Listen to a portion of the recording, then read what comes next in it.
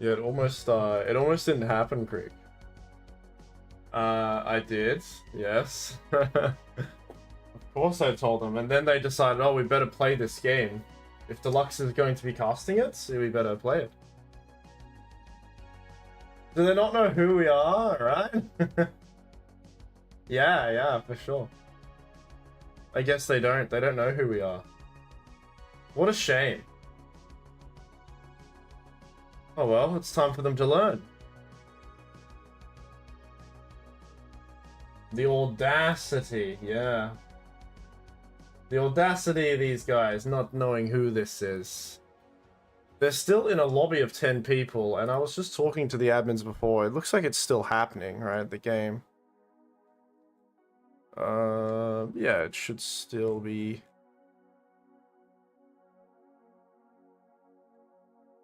I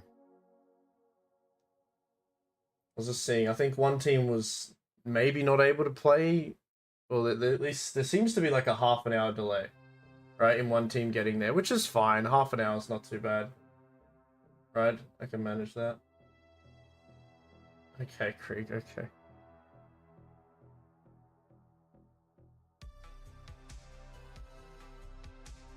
It's all good. It's all good. They're getting there. What you know what we can do? We can do Dota all. Do you want to do Dota all, Krieg? While we wait? If anyone else is tuned in right now, you want to do a bit of Dota all? Have you done Dota all with me before, Krieg? Do you know what I'm talking about?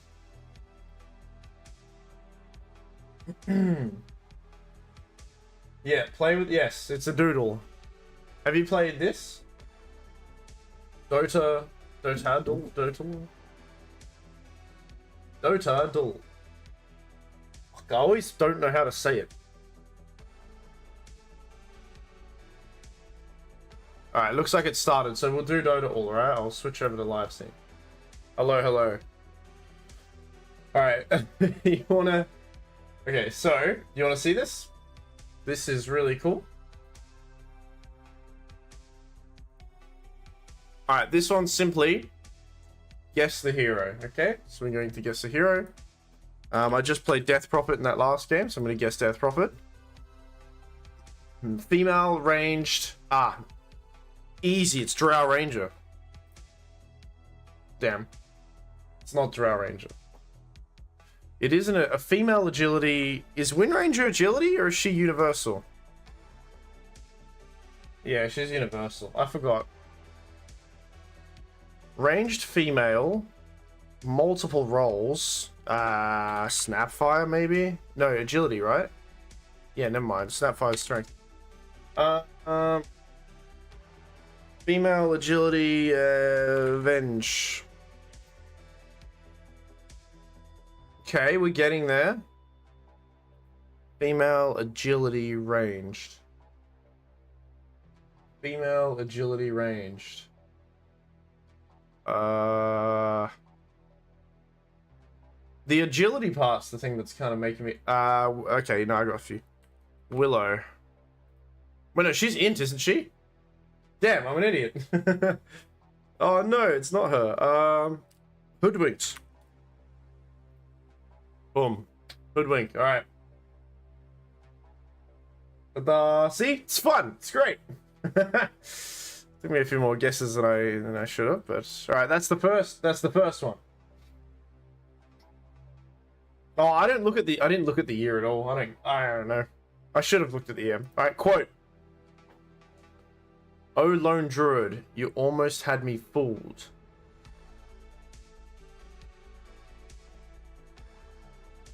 I mean... It's somebody nature related. Somebody in that sphere. Ursa. Yeah. Let's hear it. Let's hear it. Oh, lone druid, you almost had me fooled. Okay. It was louder than I thought. Alright, let's have a look. There's one more thing we can do on that, by the way.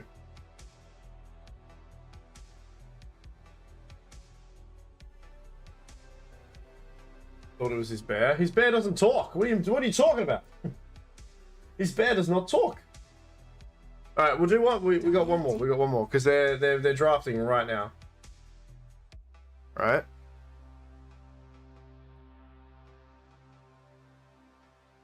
We'll do one more. Wait, no, there's two more. Ability.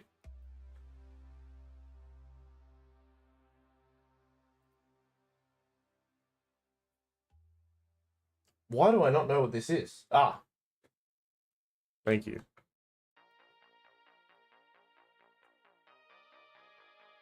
Good job. Good job. Last thing. Loading screen. This is usually the harder one.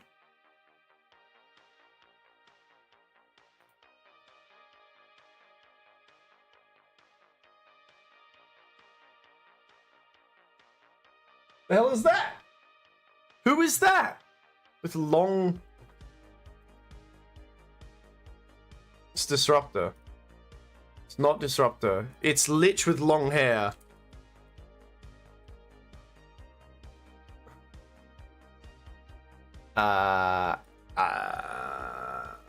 Lesh. Yeah, that's right. Wait, what did it look like? Show me. Yeah, Leshrac with dreads or whatever. Not dreads, sorry. Whatever it is, ponytaily things.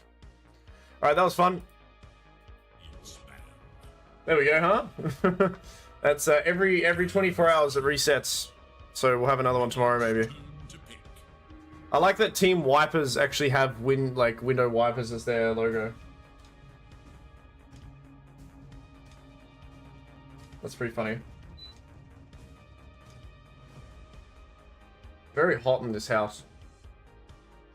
10 seconds remain. Okay. All right, what do we got? What are we looking at here, eh?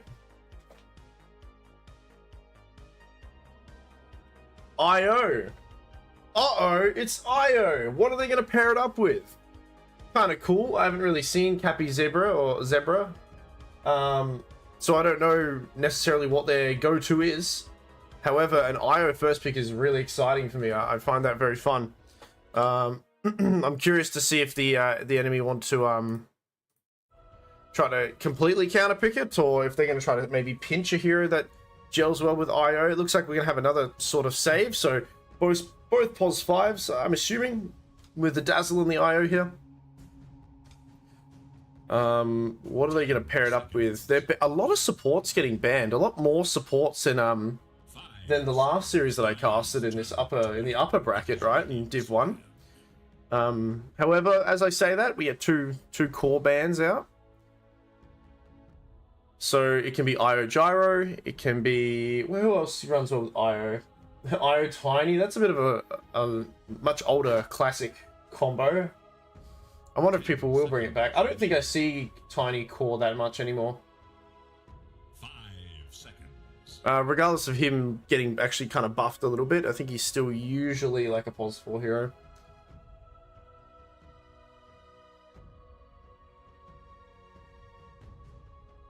So like I said, Gyro's in the pool, Ursa's in the pool. A bit of a slept on hero that I think a lot of people haven't been paying too much attention to, Lifestealer, you know. I guess his popularity has kind of really dipped in the last few months. There was a moment where he was really, really popular. But yeah, he's kind of fallen off. But, I mean, we'll see what they want to do with this IO here. They can even do an IO Quap, which is a little bit more... there was like a niche time when Quap carry was kind of getting picked, maybe a few months ago, and some people picked IO with her as well. It was very, very annoying. My boy LS, yeah. Techies, a lot of burst damage potential here. And they're obviously going to pair up the Techies against the IO in this bottom lane. You know, they're assuming that this is going to be a pos 5 IO, and I think Techies is very good against heroes like Wisp. Generally, Wisp likes to be close to the other carry, right? Tethering to them. So this potentially gives a lot of the mines that he's tossing over there, you know, kind of hitting two birds, one stone, if that makes sense. He will do Tiny. How did you... Krieg! My goodness. I'm assuming this is the 4 Tiny. Hold it. Are you watching it? Are you watching it live and you're just coming here to spoil? Because if you are, that's naughty. No, no, no. We're not allowed to have that. You make yourself look so smart. 5 Now I've just given you that idea. Great. Okay, so IO Tiny. Where's this Tiny going? Still not too sure. They could be flexing it too, possibly be a carry. Funnily enough, you know, heroes like Dazzle have a really good save, obviously, but the right clicks from a core Tiny can kind of like two-shot somebody. But they'll grab a Bristleback. I love the flexibility here.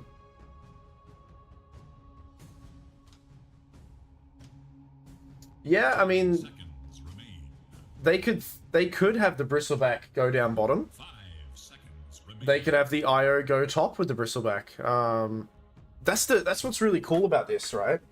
Tiny as a pos 5, or, you know, Tiny as a support against these two heroes, he's kind of gonna get kited a little bit. But if they go out of position slightly, he can kind of put them in harm's way, right? Because these guys positioning is extremely important with him. I think he's gonna have a rough lane, probably no matter where he is. Now, as I say that, they've got the IO, who I think can pair up with a Bristleback up top if they need. Or if they're kind of feeling like, oh, no, let's actually have him down bottom with like another more aggressive, you know, pos 1 hero. I like the flexibility that Capy, Zebra are doing here. Right, they've got kind of like a multitude of avenues to go around. I think it's a little bit of a hard time for a 4 Tiny, but generally when you're a 4 Tiny, or the only other hero I can compare it to is like Clockwork, is you get boots very early, and then it makes it so it almost doesn't matter the slows and the harassment. You get on top of that person, they're probably going to take a lot of damage, right? With Clockwork, usually you get boots and you run at them with the cogs. In this situation, it's going to be Tiny running at them and tossing them into their carry, right? And that way, even if he dies, his carry gets a kill, which is really good. On your boy Window Wipers. Now they've got an Axe, which is 10 seconds. yeah, Axe is fine. I mean, they paired up with the Invoker, so that's some easy setup damage too. It stops the potential Axe pickup from Capy Zebra. I don't think they were really thinking about it though. Can always heal up the Axe with Dazzle techies as well. There's a lot of magical damage on Team Wipers. They need to kind of move back towards some physical damage. There's a lot of magical coming through. Bristleback, not necessarily a hero who always builds pipe, but I think this is certainly a game where pipe is probably necessary on Capy Zebra. I want this to be a core Bristle. I want them to pick their pos 3 now. You know what I mean? That's what I think they're doing. I want this to be a Bristle up against the Axe, and they pick a... Wait, no, is it Bristle against Axe? No, sorry, Bristle against whoever they're going to last pick, sorry.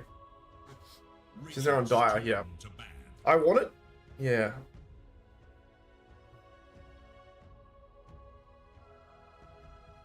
I mean, they could do either way. Is what I'm getting at. They can do either way. Bristle against Axe is fine. I don't mind that at all, right? It's going to be a lot of damage like stacking up on him. 10 seconds remain. 5 seconds remain. They actually ban out the gyro, so they assume it is a pos 3 Bristle. I mean, one could safely say it is maybe 80% chance that it is the offlane Bristle here. But I kind of want it to be a core Bristle. Just seeing red, you already know who you're laning against. And then you could actually have your second to last pick be really big here. However, they do get to counterpick it, right? On Team Wipers. I don't know. And now the Razor, the Ursa gets banned out for them. Meanwhile, Team Wipers, like I said, yeah, they've got a decent chunk of magical damage and lockdown. Someone physical would be nice. We're seeing the Ursa get banned. Who else could they go for? 5 seconds. I wonder if Luna's okay, or Templar Assassin is pretty okay. Can survive a lot of this. PA, yeah, I haven't seen PA in a long time. Phantom Assassin is not really a popular hero. I'm not too sure why. I'll have to read what they did to her. Just the pace of the game. The thing about Dota is sometimes a hero doesn't necessarily have to get nerfed so much. It's just other heroes get buffed or other heroes get nerfed, and it can affect. It's all big It's a big chain reaction, right? All these different heroes can get affected in multitude of ways.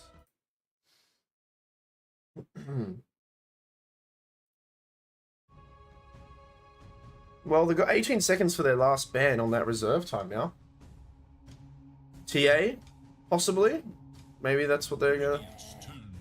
Muerta. Muerta. Okay, it would have been a really nice Muerta game, so... Play with your heart, not your head. Yeah, I agree. Don't play with your head. Don't think, just go down mid lane, right? Turbo-tastic, turbo-tastic. Go down mid. See what happens. 5 seconds remain.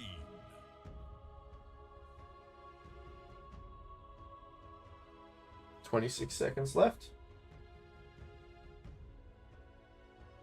Spirit Breaker.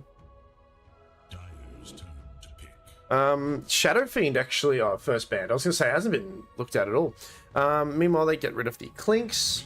I hope. Yes, they are doing what I said. This is good.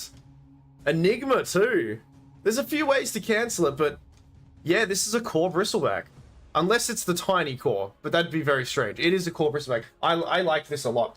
Now, the only problem being, you do get last pick on Team Wipers. So, if you pick a... I mean, you're going to lane against an Enigma. Enigma usually wins most of his lanes. He's just a very, very annoying hero to kind of lane against. He can last it very easily. Maybe somebody who can deal with a lot of these little Eidolons. I don't know if Luna's a good idea. But they probably have a pretty decent... Okay, they'll go for a Wind Ranger instead. Make the ultimate choice. Okay, that's actually pretty good. Now, the reason why that's good is often Enigma dominates a lane with his Eidolons. The thing is, when both of these heroes hit that level 6 kind of aspect, Wind Ranger can evade a lot of the Eidolon damage, as well as in the lane now, right? It doesn't have to just be level 6. But she's going to evade a lot of that damage. And possibly, you know, Enigma can die solo to a Wind Ranger, absolutely, right? Absolutely. Can get kited, can get baited into using Black Hole in like an uncomfortable position. Yeah. I am a big fan of what Capy Zebra have done. There's a lot of magical damage on Team Wipers, and I think I really like this Enigma pick. Regardless of a Wind Ranger being the person that he's up against, I like this Enigma pick. I think it's really good. I'm going to grab my... Where's my thing? My little command that I need.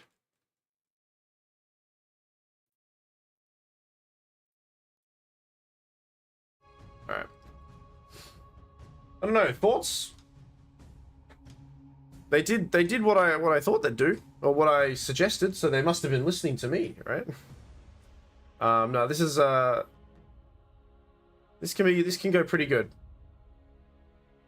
However, if the Enigma falls behind, a lot of these heroes actually, a lot of the heroes on Radiant here, they don't necessarily need too many items for them to kind of like go, right, and do stuff.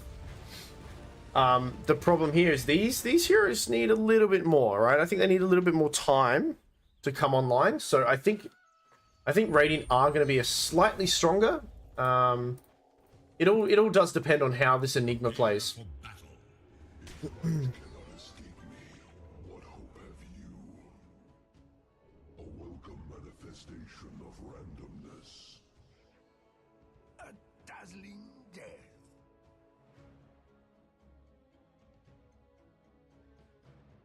So is it the bristle? It is the bristle carry, surely, right?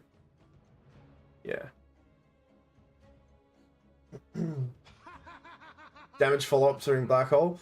Yeah, there is the Black Hole damage, it's a little bit hard for them to dish out a lot in it. I think the splash is enough, and to be honest, Krieg, I don't think they're picking Enigma for the ulti, right? And the thing is, a lot of people, often, like, Enigma Black Hole is huge, right? But often in really high MMR games, a lot of people pick Enigma because Enigma wins lanes, builds auras extremely fast, and then you can always have him. He does two jobs at once, right? It's not just the Black Hole, but it's, oh shit, he's won the lane, he's pushing towers, he has auras, and if we overextend too much, he can Black Hole. it's not about getting the blink dagger and getting the amazing black hole straight away. Most people under a certain MMR will just think if you're playing Enigma, you get blink, you get BKB, you get Linker Sphere, you got to get the godly black hole. In higher MMR, that's not what people think at all. That's actually not really the purpose of this hero. And as you can see here, look at this. He's already queued up drums, right? As he's upgraded drums even, right? The boots following up as well. So he's gonna really try to take over this lane. Wind Ranger might be able to hold her own for a little bit. What are you trying to say? You want to fight? Yeah, that's what I'm saying. But it's really cool. That's why a lot of people with high MMR pick Enigma for this exact reason. This dude's a pretty, top 500. That's really good. So he knows what he's doing.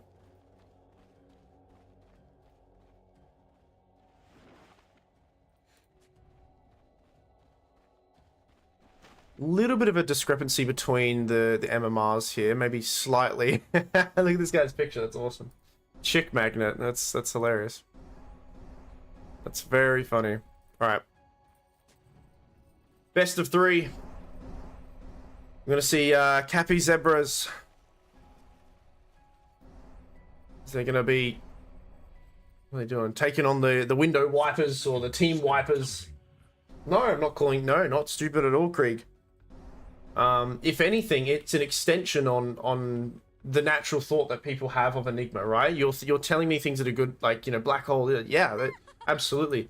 But the cool thing that people have figured out about this hero is the very threat of black hole is sometimes scarier than the black hole, if that makes sense. So he builds, like I said, builds auras, runs with his team, and they're like, oh shit, do we want to run into an Enigma who can potentially just turn a black hole on us?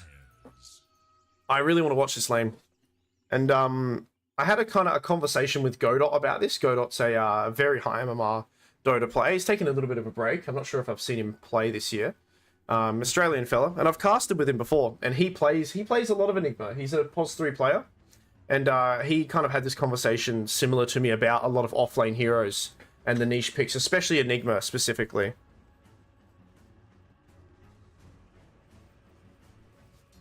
But we shall see. I mean, they try to count. This is awesome. So obviously, they know Enigma is a lane dominator, so they bring 3 heroes down. It'd be really good to get first blood on this guy and really kind of cripple his lane already, but unfortunately, a little bit of wasted energy as this Enigma player. How do you say this? Malio. I'm gonna call him Mal. Malo.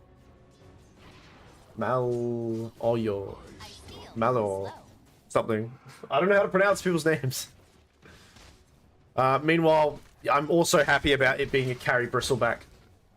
Because he can self-sustain, and, Axe is a very aggressive offlaner who likes to kind of push the lane and take it over. Speaking of aggression, Urka jumps forward, and he's actually going to, first blood, absolutely. The sustain from these 2 heroes is usually going to get another kill, actually, with the Quills. Double kill there. Good start to this top lane. This is, Tiny. Very close to level, 1 XP away from level 2. And I think he's going to wait for a creep. He's going to toss him back, right? He certainly will. There's the toss. Mal. And there's those right clicks from the Eidolons I was talking about. Sure, you'll lose the Tiny, but that's a kill for that offlaner. That's what we want. What a maroon. That's right. Taltras, hello. Welcome. Meanwhile, Mitt. Yodge, same. What are people's actual names? Do I have to call them this? Yodge? YOJ? I'm gonna call him YOJ. And same. I'm gonna call him Sam. Sam, YOJ. QJ. Andy. See, that's a nice one. Andy. Very easy to know. Suka Bliot. Wait, I won't say that actually. I don't know. I shouldn't swear in Russian. Sorry. Apologies to those who speak Russian. It's the only Russian I know, and I know it's not appropriate. It's not good words. Привет! They're gonna dive again. QJ. Andy, he will die. Erica will also die too. No, they do lose. Okay, they lose QJ. A little bit overzealous there. Don't say Russian swears in here. I don't know what they mean. Double kill for the Io against. This Io is 4-0. We'll probably die to some creeps. Neutral creeps will take him out. So yeah, there we go. Eidolon spawning upon receiving damage. Level 2 in the these Eidolons. This is crazy. This is like this is over a full creep wave, just smacking you over and over again here. You know, Wind Ranger having to use the evasion there. And look at this. Dazzle, it doesn't matter. Should go down still. So low, it will go down. Mal needs to be a little bit more careful.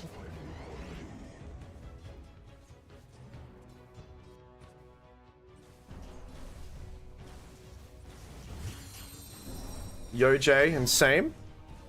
Going pretty even toe to toe in this mid lane. As well, those water runes have spawned and they'll probably each get one themselves. Puck desperately wanting to get the last hit on the Forged Spirit. He might be able to deny it. He's going to deny it. Puck's not going to get there in time. Ooh, that's big. That's quite unfortunate. He will get the last hit on the creep, but that's a full, well, a decent chunk of heal being denied there.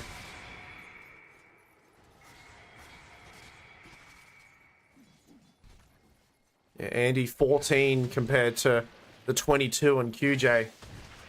The minus armor is huge, and yeah, they just bully them out of lane. They can't really do much.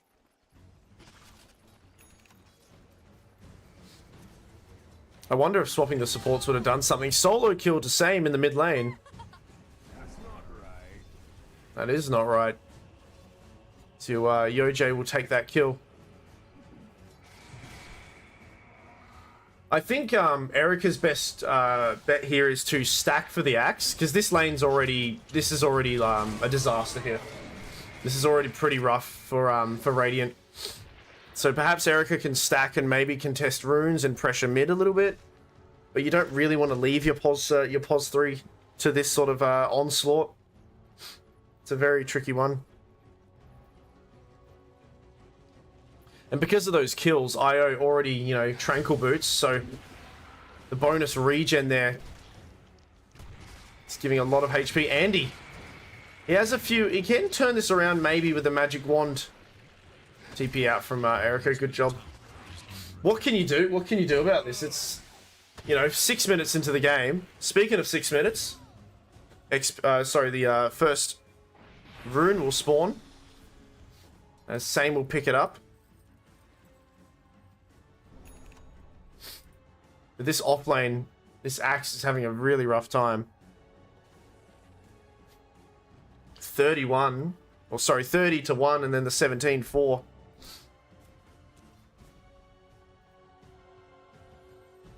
Meanwhile, Enigma, 27. Wind Ranger actually doing surprisingly better than I thought. They did last pick this guy, so, you know, he's got a lot more survivability. All he has to do is click Wind Run, but, I mean, on that note, Tiny, yeah, the Wind Run's going to run out. The Blood Grenade, the toss back, and there's a lot of right clicks coming through as IH will probably go down here. One more right click should do it. Maybe one more. No, he does get out of there. Okay, on a slither of HP. They did lose the techies. This XP shrine getting pressured. Look at this. This very deep ward here. Oh, he has no TP. The Forged Spirit's going to scout him out. He smokes. Yoj wants to grab him, and man, Kurt will. But this is so much space. A lot of space being made here. They do kill the IO. But whilst that's happening, look, your carry just on, like, no HP. He gets tossed back. Oh no, the stun. He should die. Yeah, he will. Killing spree for the Enigma. And this is exactly how I thought this would go. The Wind Ranger actually survived a lot longer than anticipated. UJY, Andy, having to back up again. Extra movement speed coming through, as well as the magical damage from this IO. And Andy, all he can do is try to yell and scream for more armor, but the goo, the snot, it corrodes it through. As it looks like the Dazzle also lost his life. Trying to grab a rune here. Everything's looking really good for Capy Zebra.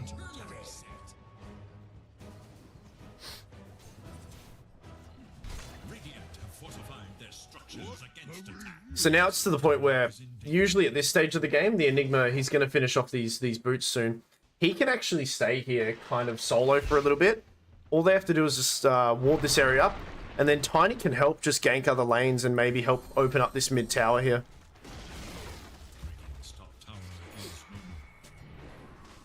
4k net worth ahead, 9 minutes in, and we've already lost two. Nice bit of damage onto the two heroes, but Call not hitting. He relocates him. Can the rest of the team, are they going to get the tower, or are they going to help their boys out? It looks like Io is just going to die here. Will he bring him with him? This could be a big mistake here. He's going to bring the Bristleback with him. And Radiant, they're trying to chase him down, but the Call, this is really awkward for them. And now, I mean, Dire, yeah, they took the mid tower. They're going to come through. There's the stun coming out onto three heroes, as well as the Dream Call and the Black Hole as well. And this is a beautiful start to the game of Capybara. Or Zebra, sorry, as they just almost team wiped them all so early into this game. We're only 10 minutes in. 5k net worth, they're taking over their jungle. This draft is really good, and they are playing it to a T. Everything is coming up Millhouse for them. All the chess pieces are lining up. 5k net worth, 10-minute runes are spawning very soon. But they even managed to take this tower. They brought the Bristleback still, and yeah, just kind of baited them into a very unfortunate fight. And nobody has any farm, I think. I mean, we'll have a look at the net worth now because we're so... Look at this. They're just farming right under their noses. All three of the tier 1 towers are gone. And you're only 10 minutes in. Look at the XP difference here. The supports are both still level 4. Level 4 onto both of these supports. Meanwhile, IO's level 7. Tiny, still level 5, but will very swiftly get level 6 soon. And they're not done. They want to keep up this this barrage here on Capy Zebra. There's no breathing room for this for wipers. Like, who do they go around? They desperately need a blink on this Axe, who's still well away from it. And they actually relocate down bottom, find Mankurt, and now they'll join up with their Enigma, who has that fresh boots of bearing. They'll actually leave him be. Are they going to try to take him out? Andy, the call was already used. They're getting quite low on these heroes, 3 against 2, but the sustain is too much. The IO, Bristle. First item, Ags, is going to be the choice for him. Little skirmishes everywhere, and Capy Zebra are favorable.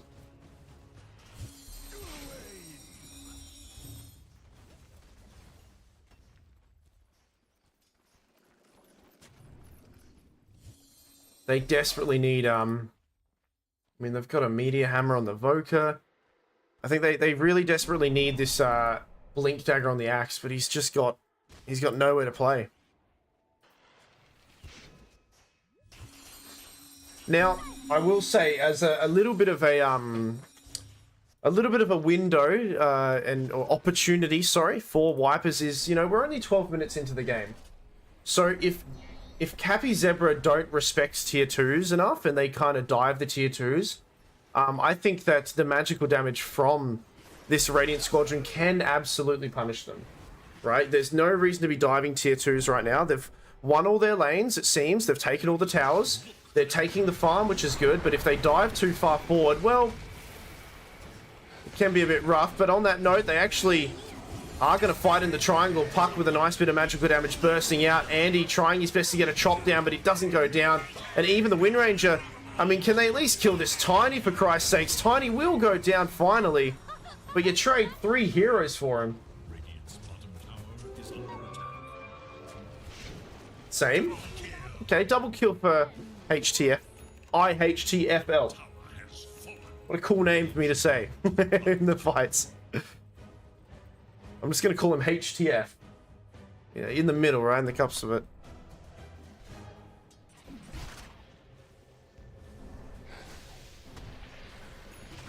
Bristle. Now, this is what I mean, right? If they dive these towers like this, yeah, this is not a lot of respect here, and that is a... That's a kill on this Bristle, for sure. They got separated, and now they'll probably kill the IO as well. Just as I say it, it happens, it seems. And there we go. Oh. Alright. But, as I say that, they're hunting for the Wind Ranger. Tiny finds him. They might commit the black hole for it. They might not need to commit the black hole, but they will anyway. Just confirm the kill. And that's your top of the net worth hero going down for the second time.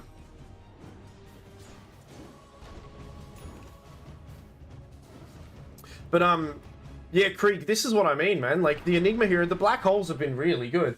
But you can see his dominance and how he's playing and how he's using this hero isn't about the ulti. He's just overwhelming with numbers and auras. Is going to be really good. He's going to get a Blink Dagger very soon, actually. Seeming as he's that far ahead to get a, you know, the luxury blink as well. But often you see them get, like, Pipe or maybe even a Helm of the Dominator as well to help out. But he'll just go for the blink now. Yeah, false sense of security. Absolutely. That's what they're doing.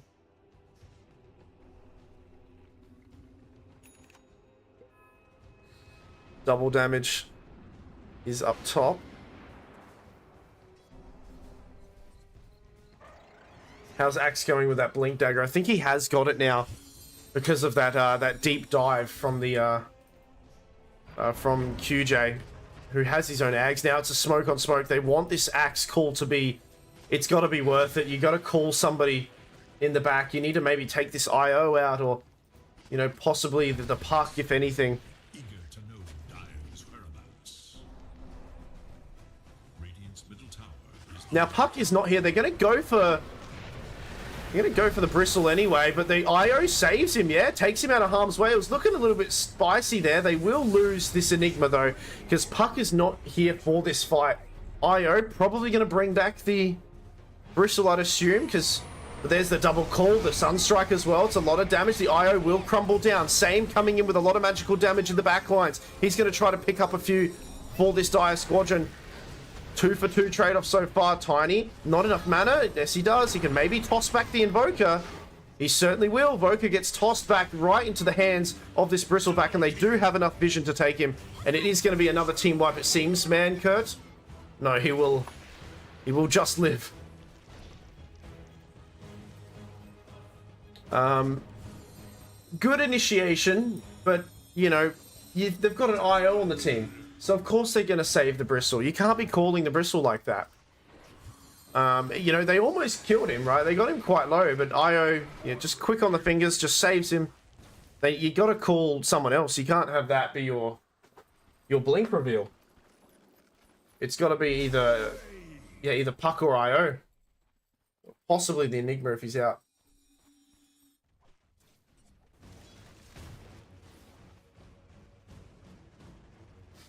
Six and 2 on this Puck. So we've got the Ags. He's going to go for a Sanjin Yasha. And Tiny. Can he turn around with a bit of damage? No. Didn't quite have the mana.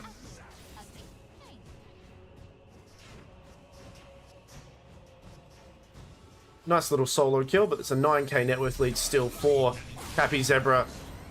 Enigma does have the black hole, and he will black hole as Erica jumps in, so it's very unfortunate. However, it doesn't actually finish anyone off, as they seem to lack a bit of damage. But here comes the cavalry. The rest of the boys are coming through. They'll finish off what they started there.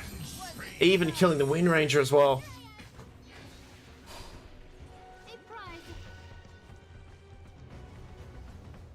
And every fight so far is just digging. They're digging their heels into the game of window wipers. Or team wipers, sorry. There's a combo they want to go for. It seems like Tiny is one of the only heroes they can get a pinch on, but I mean, on that note, Tiny actually does take out Andy. Poker. Do they have detection? Not quite. They have a ward, but it's not quite in range there. 12k net worth lead. We're not even up to the 20-minute mark. The Tormentor hasn't even spawned yet. And all these tier 2s are gone. You've got one tier 2 left. As this game has been quite the blowout here. And a really good showing from Capy Zebra.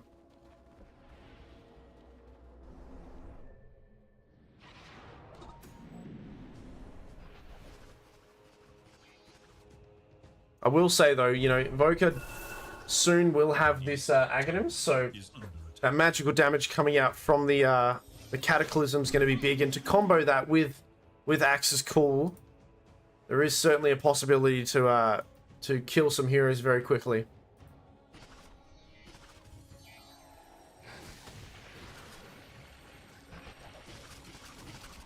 And now it's going to be a BKB queued up on the Enigma. IO simply has the Holy Locket there, so the extra heals coming out.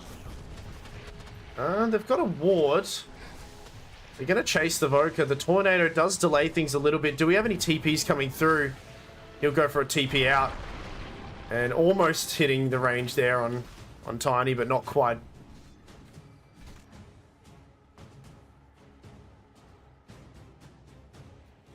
Radiant's bottom tower is under attack.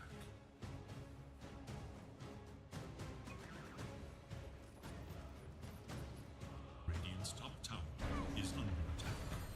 Oh no. Puck finds him. Yoj should be okay. Wind Ranger. Radiant's top tower Gotta be careful.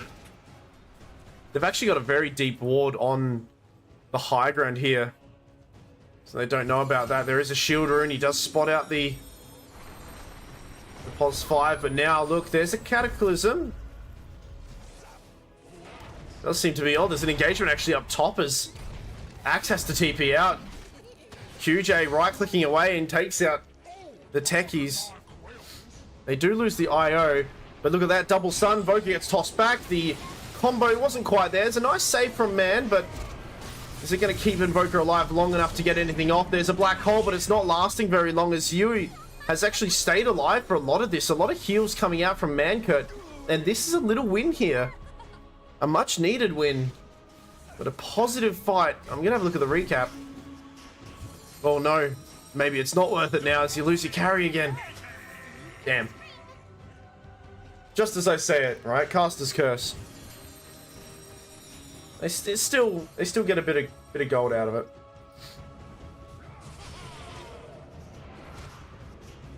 Same.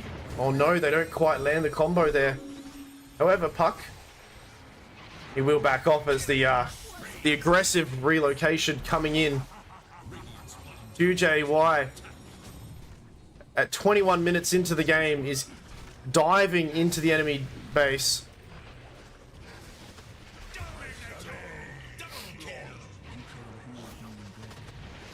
I will say though, you don't want to be doing this without Aegis too much.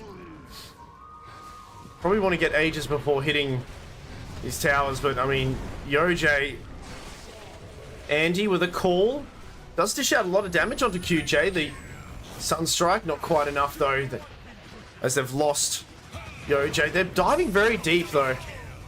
Yeah, this is getting a little bit silly. I think they need to chill a little bit. Now, granted, they're getting some kills, but net worth wise, there's more gold in the last two interactions going towards Radiant. Looks like they'll have a bit of a consolation prize of this tier 2, but yeah, diving in like this at 22 minutes is pretty ambitious, and maybe there's a little bit of ego coming through from Capy Zebra.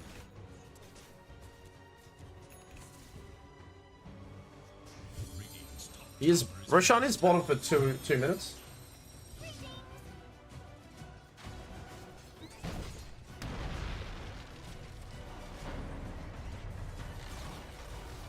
What are you yapping about, Krieg? What are you yapping about? Radiant's top tower Is it my caster's curse? Yeah, my bad. Stacks here, Enigma. BKB ready to rumble. Sanjin Yasha completed on the Bristle, who will get a heart next. Puck, the Parasma, and he'll go for a Shivas. Blink, other things, smoke, there we go. As Bristle gonna head towards Roshan, but so will Team Wipers. As they see that Same is there, there's a call onto him. Can they follow up with any more damage? They certainly can, and they delete that Puck very quickly. However, the rest of the Dire do come through, and Andy, he's in a bit of trouble here. He needs to outrun this. He can't outrun it, as he'll go down. It's a 1-for-1. And Dire say, back off. This is our Roshan. Get out of here. They don't care if they lose their mid laner. So, Roshan number 1. Meaning it will only be the heart. Or the Aegis, sorry. Oh, Yoj. Tiny wants to try to catch him. He blinks forward, he probably can. But he's getting baited a little bit because the rest of the guys are here, but there is a relocate coming in. Can Tiny live long enough for his friends to come in and help? It's a double damage. Voka. Quick Fingers manages to get out of there. Double damage, 1 hit, 2 hit, he's gone. Wind Ranger, gotta be careful, does have that wind run, but then the relocation does fall. Or end. The Tiny does crumble down.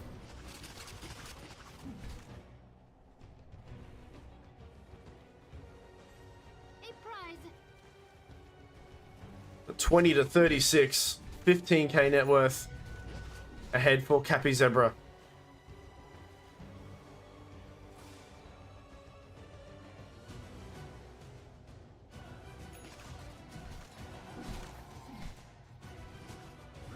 Axe. They attempt to call onto the Enigma here. Kind of revealing that they do have a deep defensive piece of vision. As he does the coffee offering tea kind of emote again or whatever.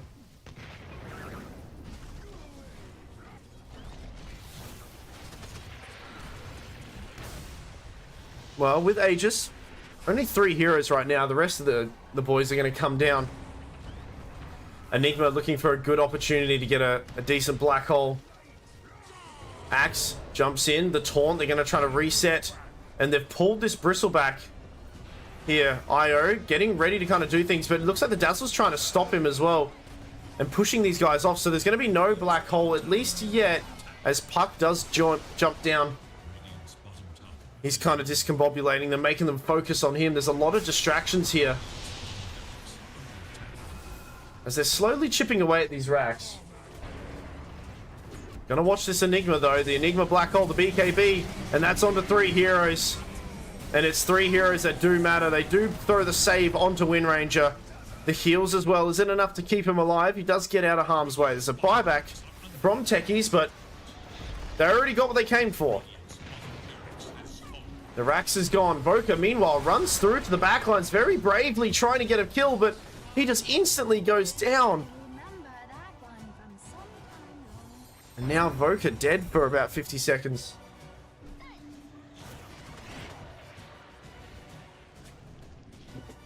$22k net worth.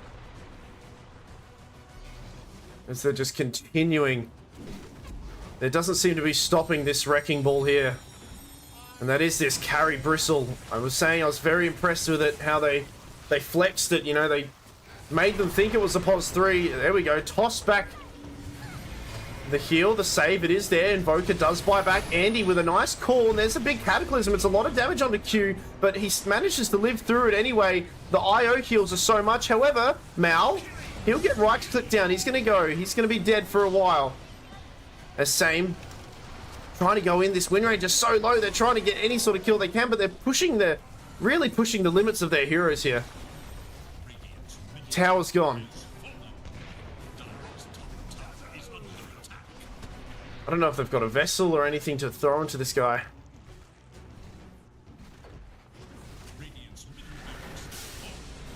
So now he's got a heart. And he's just going to make short work of this melee Rax. IO ready to get him out of harm's way if need be. As well as Tiny with the counterplay. Axe call doesn't quite land onto the IO. So he has to reset, but as he does it, Tiny, jump in. The rest of the guys are going to take the racks though. A lot committed for the Tiny kill.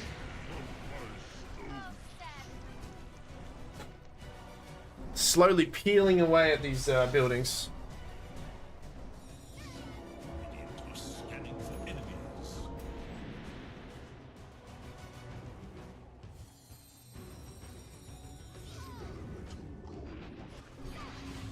All quick fingers there, managed to get out. Axe still a bit too far away from the BKB. Meanwhile, Ring Ranger wanting to get that invis on that Aghanims, so she can kind of pinch some of these kills in the backlines without being really noticed. That's not right.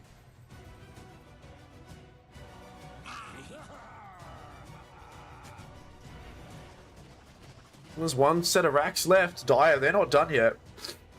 Capy Zebras. They'll move the cavalry forward. Tower is under attack. Bristleback leading the charge. Tiny blinking in very aggressively. As all they have to do is just cover this guy, just back him up. Meanwhile, Radiant, they need to kill this IO. And now, very quickly, I mean, Mankurt just gets targeted, taken out. And there's the IO getting damaged a lot. He has the heals though, look. He'll live through it. As that's the ulti from the Wind Ranger used. But there's the call. Okay, there's a buyback as well on the Dazzle. BKB from Enigma does get used. IO will buy back into the game as well. They want to end it. And there's a black hole onto the carry. So a lot of the damage there is going to go away. They're trying to man fight against this Wind Ranger who now has nothing left. No evasion. The magical damage is a lot. And this looks like the beginning of the end. As they'll call GG now, as Capy Zebras pretty convincingly take this this first game in this best of 3. And I think the draft was really good. I think it was very clever what they did. So really, really well played by them.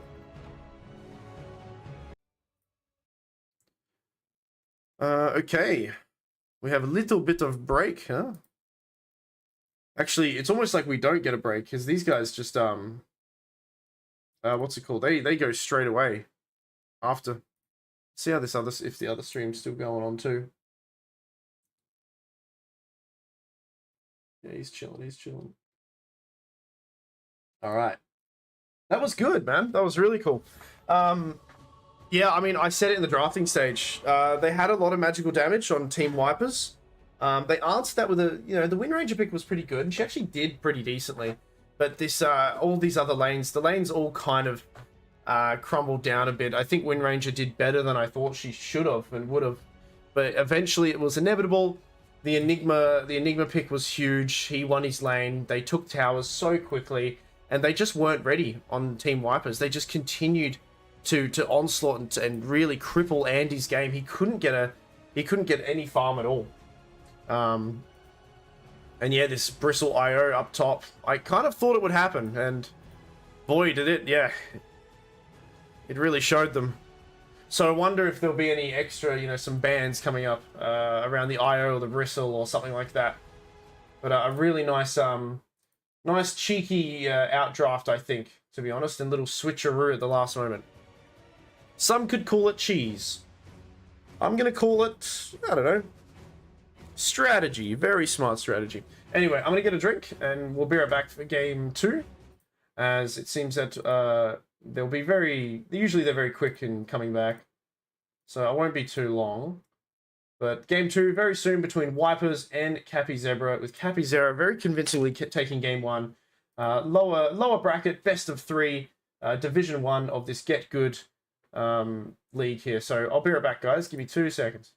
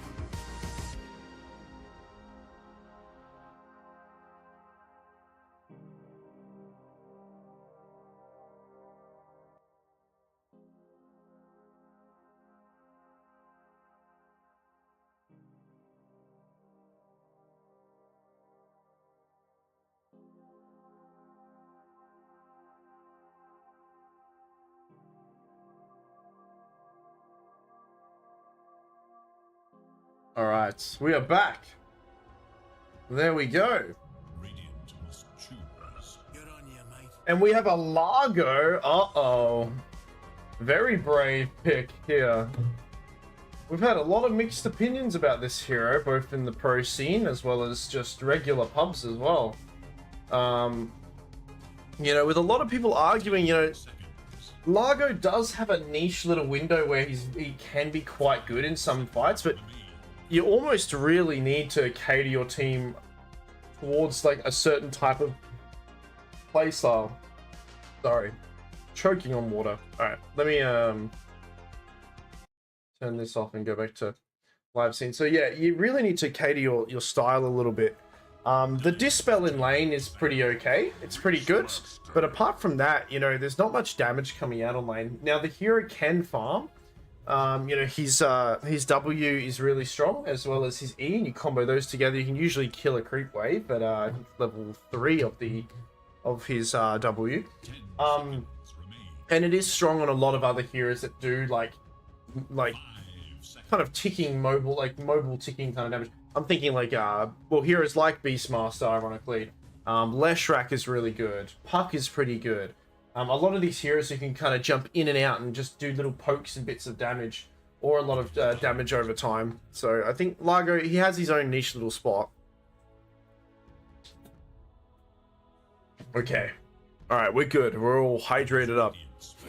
But look at this, they ban the IO, they don't want to play against it. They ban the Bristleback, they don't want to play against it. Get out of here, both of them, right? They're not gonna go for it. But they're gonna go for a Largo, right? So that's gonna be interesting. 10 seconds. Hey, Aaron Doda, what's up? What's up? Hello, hello. 5 Welcome, welcome, man. Now, if I were... I don't know, it's so hard, right? Because Largo is... I do like the hero. I think he does have his place. But I still don't know exactly where that place is. Because, like I said, there's a lot of synergy that he can have. However, picking him as your first pick option, he's not really worth a later pick. But I think picking him first also still feels pretty bad, because it kind of highlights what you're going to try to do. And now you can pick a lot of heroes that just silence him or catch him, or a lot of heroes that just kind of keep him at bay around a fight. So, I mean, Keeper of the Light and Beastmaster are really good at this. He can burst him on Beast with the Roar. Keeper of the Light can slow him down, and obviously the Will-O-Wisp is very strong against him. remain. I'm a little bit worried, right? Largo's a little bit easy to kind of counter and read. I think there's more. I think the negatives outweigh the positives with him, to be honest. At least, yeah, in this patch right now of him. Dire must choose. Okay, so yeah, they're gonna do like a run at you draft, right? You've got the aggression from the Tusk. I'm expecting something like, they could go for more physical if they want. They could go for like a Slardar or... Okay, so there we go. They will do the Leshrac, right? And this is because nobody's playing him right. Yeah, I mean, people are still trying to figure him out. You know, actually, no, Creed. People are playing him right. People just don't know what heroes to pick with him, right? But there are some that I named before. Leshrac is one of them, definitely, right? Largo's E on Leshrac is extremely strong. It just gives Leshrac another spell, pretty much, just dealing more damage. Wrong. Yeah, I'm wrong. I get it. I'm always wrong, aren't I? Solo killer? Yeah.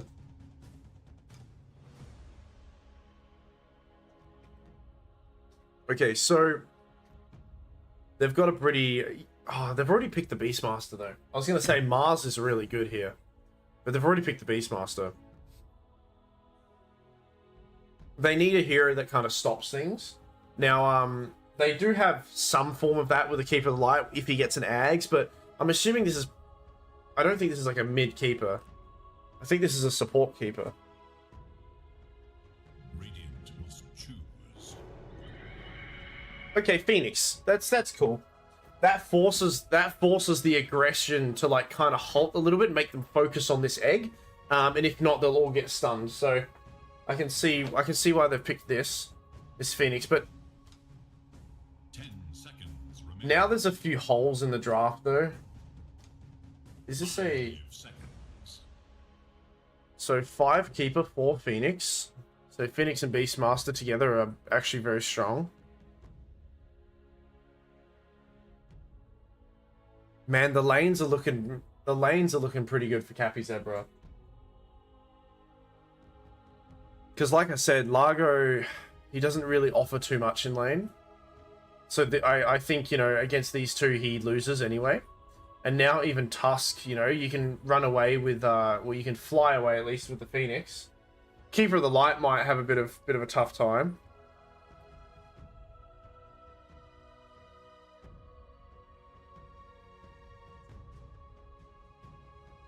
Man, they've really chewed through a lot of reserve time as well. This whole draft is a... I don't know. Dyer's turn to pick. They should win the lanes. Yeah, okay. They're doubling down on the lane winning. They got a Huskar, man.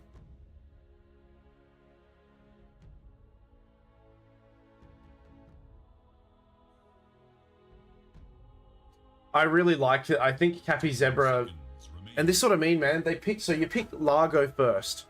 Now, most people who are high MMR know how Largo is meant to play and who's meant to play with him. I said it before, the Leshrac was going to get picked. I have no doubt that Capy Zebra probably knew that Lesh was going to get picked. And now they've gone for a Tusk. So you got 2 melee support heroes that are pretty good, right, in the mid game if you win your lane. Now, as a result, Capy Zebra, I think they've kind of altered their draft a little bit, and they've pulled it to another direction of just, we win. If we win every lane, we're not going to give them the opportunity to group up. We're not going to give them the opportunity to have Largo be, you know, a pretty decent level and throw his E onto the Lesh, who's doing well. They've got a Huskar now against the Lesh, which, yeah, I do like it. I think maybe they certainly need to win the lane, though, right? They're picking to win the lane. Yeah, win lane, lose game. So if they don't win their lanes on Capy Zebra, I'm going to be very worried for them. But they should. I'm seeing this 80% chance of them beating most of these heroes. We've still got 2 picks, though, right, on each team. We have a Clinks up against the Beastmaster and the Phoenix, which is fine. He doesn't really beat him. The tag team will be very annoying with the Clinks extra damage. I think it's a fine hero. Maybe there could have been a better one, but it's fine. I was thinking maybe a Drow. Drow would have been kind of cool because you can silence the Phoenix as well. So then he can't jump away, and then you've got the tag team if you throw the Tusk with you. But that's fine. That's good. 10 seconds. Capy Zebra. Who are you going to... Who's your carry? 5 seconds. Who's your carry here?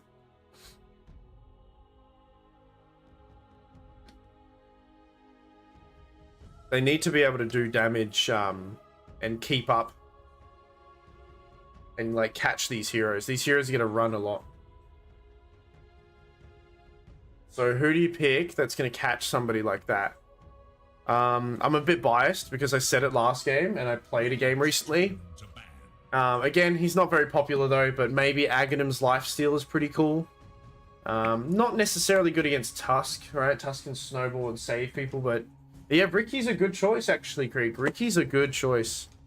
Not very popular these days, and I don't think anyone in Capy Zebra is thinking about it. But yeah, somebody like a Ricky is actually really good. 5 seconds remain. Dyer's turn to pick. Thanks, man. Maybe they'll go for like a Blink Dagger builder like Sven. There's a few options. Team Wipers, though, what do they need? They need an offlaner, right? 10 seconds. 5 seconds. Timber's banned. Yeah, I was gonna say Timber, maybe. Radiance. You don't know who you're up against. Okay, so that's to hit the egg. I wonder if they're making this Tusk the POS 3 then. POS 3 Tusk, possibly. Or it could be the Snap 3. 10 seconds remain. It could be the Snap 3 that gets that spell damage, right? The Kaya. 5 It's okay. They need someone who can catch Clinks and Leshrac. Sven. Alright, I said Sven. That was an option. Look at that. Yeah, okay. A lot of burst damage. You can stun to follow up. Can get an Ags if you want. Not really necessary on the Sven. You know, this game it could be okay. But he can run, right? He's got the War Cry or whatever it's called, so he can run with them. Bonus arm is nice against Clinks.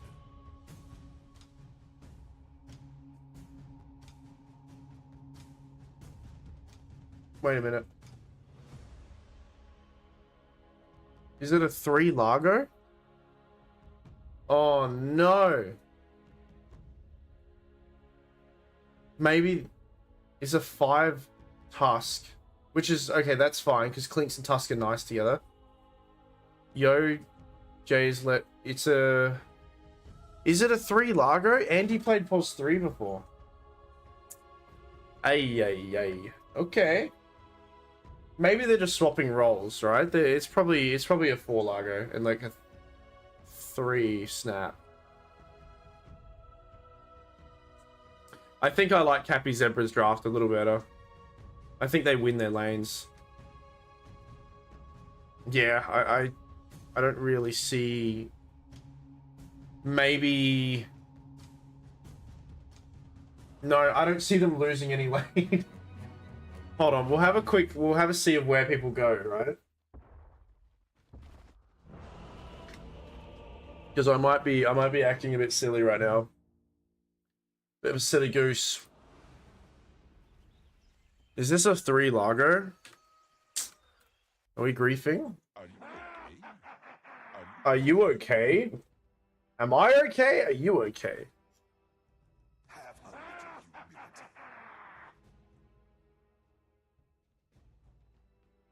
It's a 3 Largo.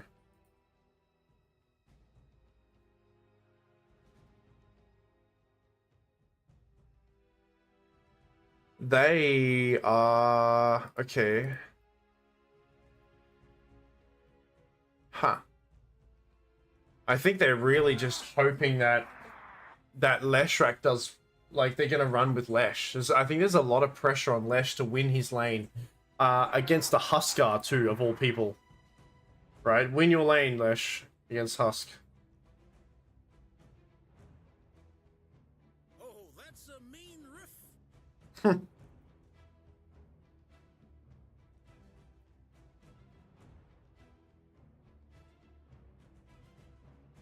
You stole my banjo, not good.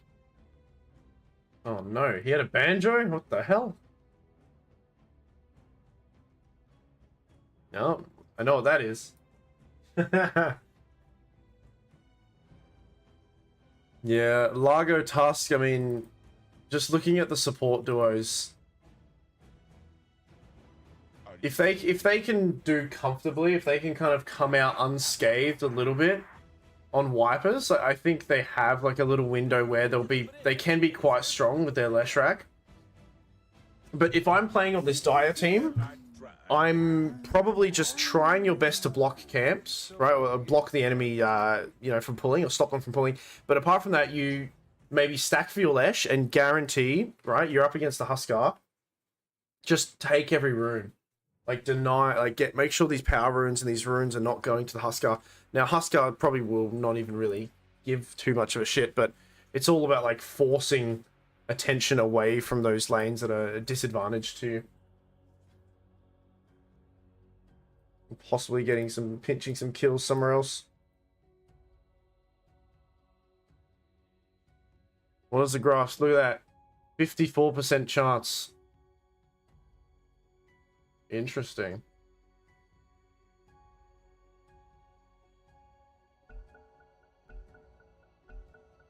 The quest for ultimate glory continues. Alright.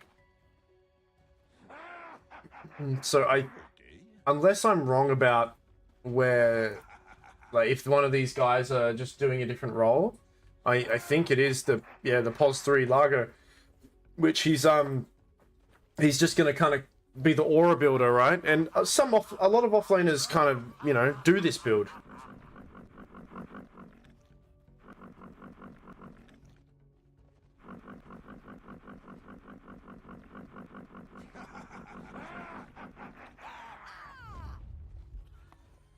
Господи, допоможи.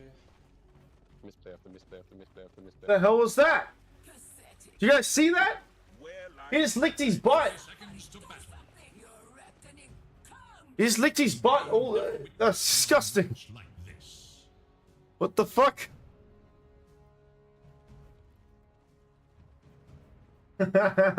What the hell? Okay, like I was saying, hold on. Who's this guy?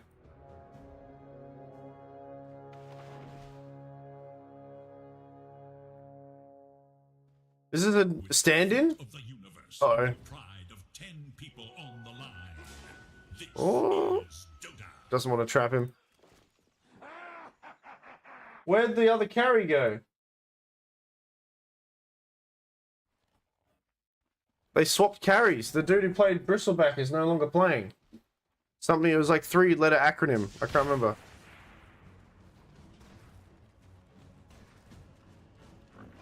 Alright, 3 Largo. I think this is not going to go very well for this bottom lane. Creeping while you are sleeping.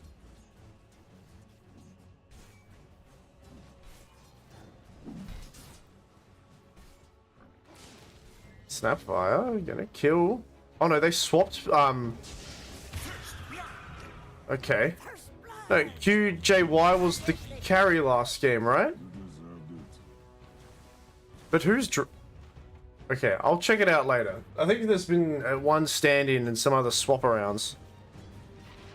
Pretty sure this guy played the Bristle last.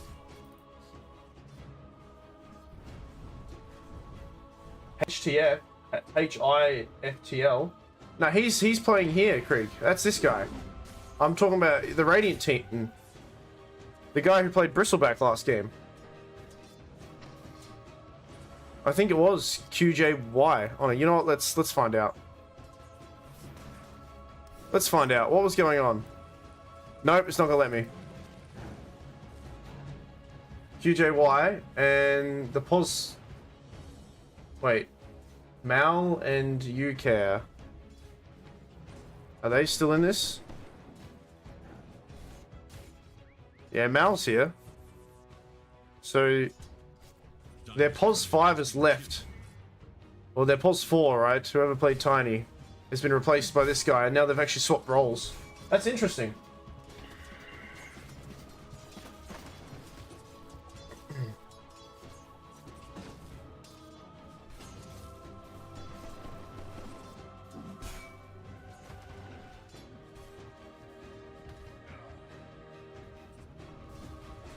Ooh, 1 for 1.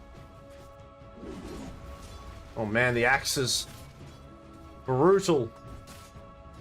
Coming out from Mal. You gotta be careful though.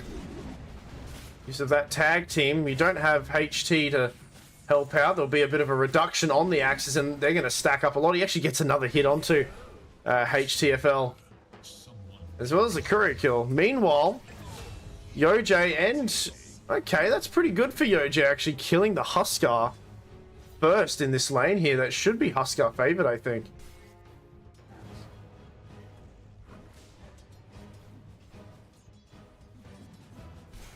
I'm very surprised how many last hits Andy already has. I guess he's just licking them to death. He's just getting that lickety lick. Speaking of which, there we go. Ooh, almost caught him there.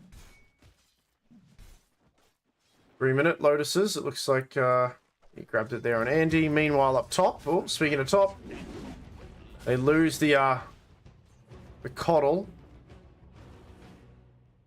They're gonna.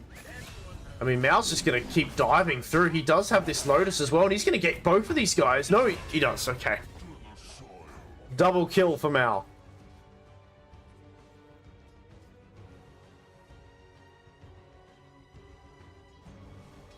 I think I want to watch him play offlane a little bit more. He seems like he has some good things to offer in regards to just learning lessons, you know?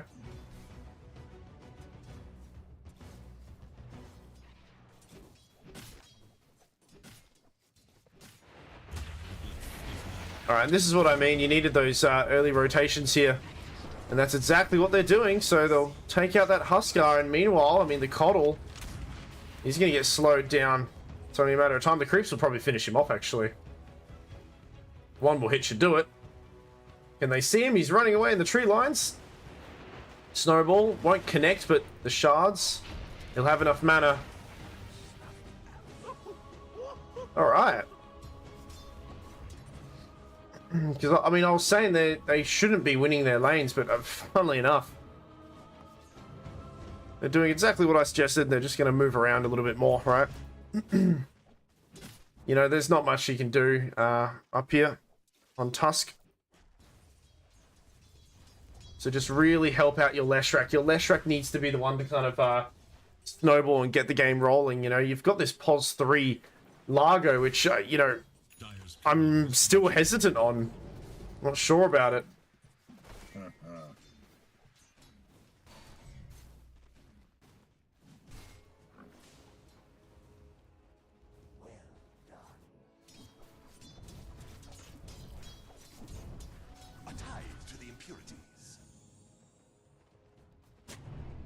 Man, these axes, I love that he's maxing them up. So you got the Coddle to just give you that cooldown as well as more mana. It's a lot, and they do lose the Largo down bottom. The honor is mine.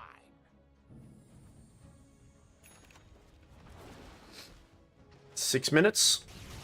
Very important that they come and help out their Lesh again. Not that he appears to need any help now that he's a level ahead of the Huskar. He'll have both supports again. Yeah, they're going to kill him again. Absolutely, minus armor. There's the ticking damage. They finish him off. And Coddle, this is deja vu. Coddle's going to go down again as well, it seems. As they're going to juggle between the tower, the right-click damage from the tag team. It is tag team level 2. And Tusk, he might be able to just TP out if he wants to. He's going to stick around and they're going to kill another one. No way. Triple kill for Erica. He eventually ticks down. But this is they know. I was saying that this these dire supports, it's a little bit harder for them in lane now that I know that it's actually a POS 3 on that Largo there. I really like that they're trying to help Leshrac as much as they can. We're gonna witch. Should be able to kill same. I mean, this is a mid Huskar that's 2 and 4 now.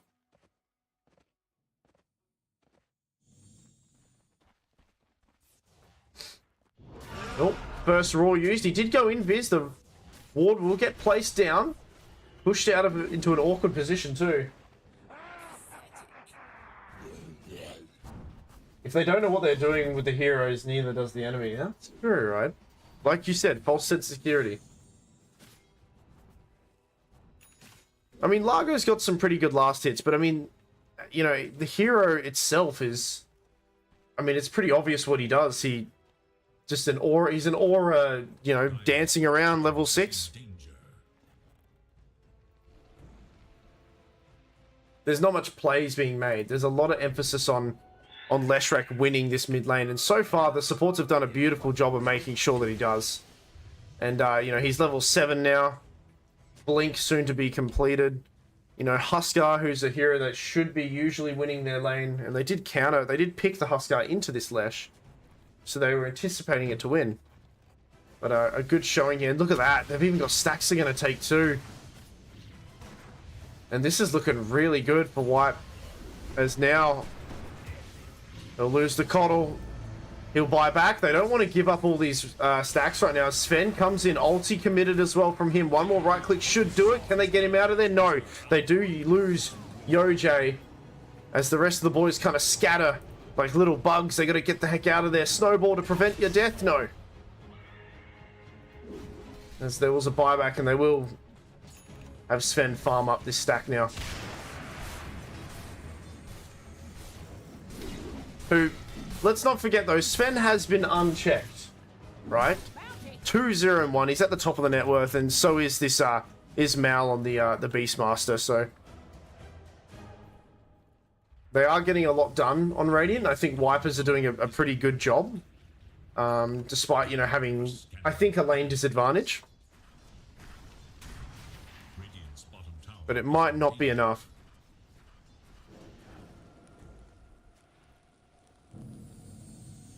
There is little hope for Dire's middle tower. Radiant's bottom tower is in danger. It's being obnoxious. Look at that, just dive in the tower. Denying in front of him, that's very annoying. Meanwhile, mid lane, same. Getting healed up from the Phoenix. Keeping him alive on just a small amount of HP, and that's a good turnaround. Double kill, it might be a very triple kill there. The burn. No, the blood grenade as well. Tosses a blood grenade at him. Sven comes through also. Clinks. He's a little bit low. The Roar commits it on him. No invis for a while. He does have a few death packs to play with. He uses one, but the other one hasn't come out in time. As he TP'd in to help, and then that's almost a team wipe there. Dire should look to their middle tower.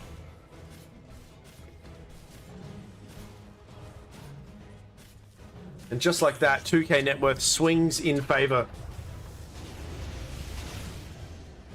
Damn, that was rough, because they really wanted this Lash to win, and he's already now just been taken over by the Huskar, based off of a little bit of a false sense of security there.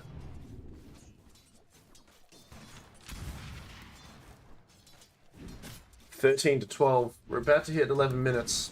Dire are scanning for enemies. More even than the last game.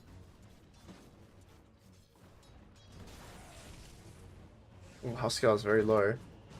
Just farming away. Neutral creep killed him. Oh dear. It's a few seconds without him. So first item ags on Largo. I can see, you know, if you're a POS 3 Largo, this is probably the option you have to do. If it's anything else, then I think it might be a bit of a grief. So to be able to press 2 of these at the same time, very early in the game as well, if he gets it as his first item, Radiant's top that's tower probably is why in people pick it. That really early ags rush on this dude. 3k net worth ahead. Or Capy Zebra.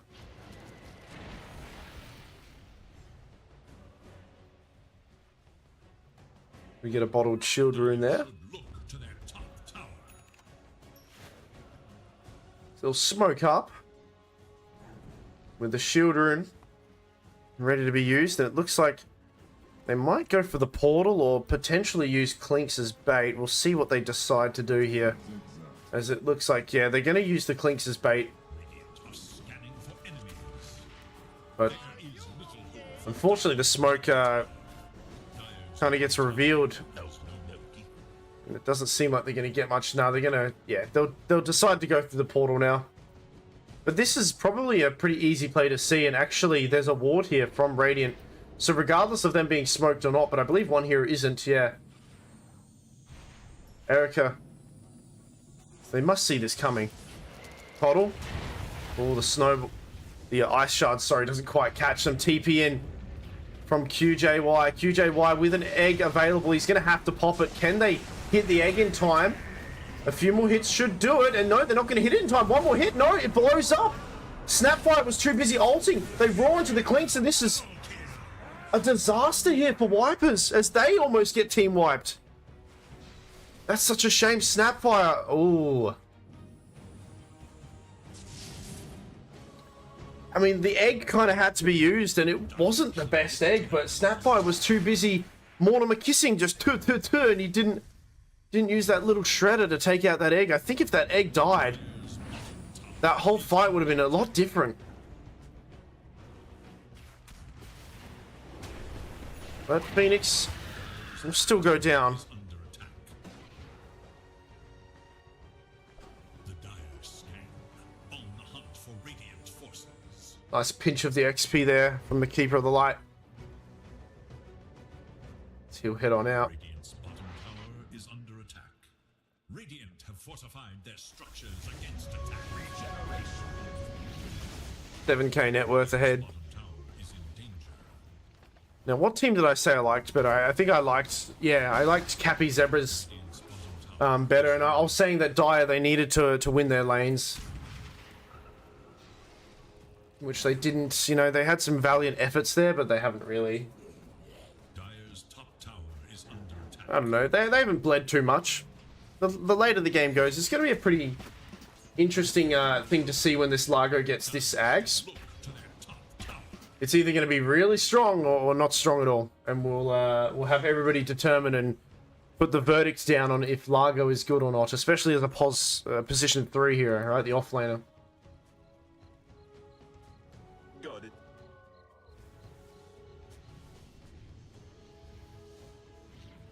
Oscar. Blink. Man, Kurt, I mean, HTF also. They're playing with fire a little bit, these guys. Literally fire. Skeleton archers are burning flames of pain and death.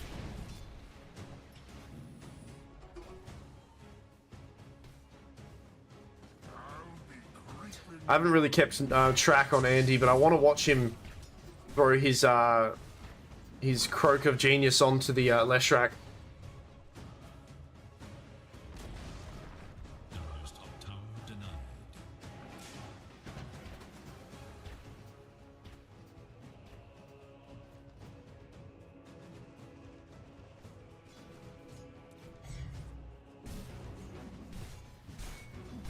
Still no kill onto Dragon Soul yet. Speaking of kills though, Egg committed, Tusk goes down, same, or the Husker and Tuskar will both go down. This Sven has not died yet, and it is a little bit spooky to know that. We have an Aghanim Scepter on the Beastmaster, gonna be a Blink is that next item. But this Sven has just been fine, he's just been farming, you know, a lot of creeps. You know, he's going to get a BKB, he's got the Blink, he's got the Echo, he's got the Mask of Madness. He's got everything he wants and could possibly need. He's extremely strong. Dire are scanning for enemies. Just testing that it works, I think.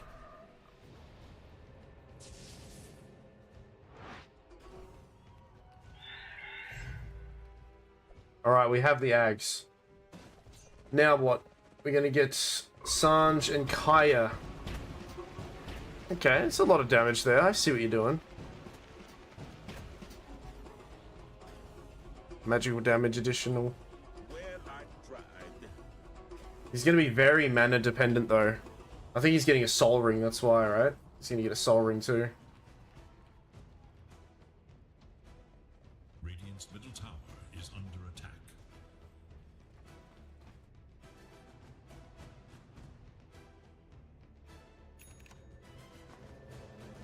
Alright. We're approaching 18 minutes. We have a smoke from Wipers. They're going to head towards mid. We have Andy with his Ag, so he's going to hit 2 of these notes at the same time.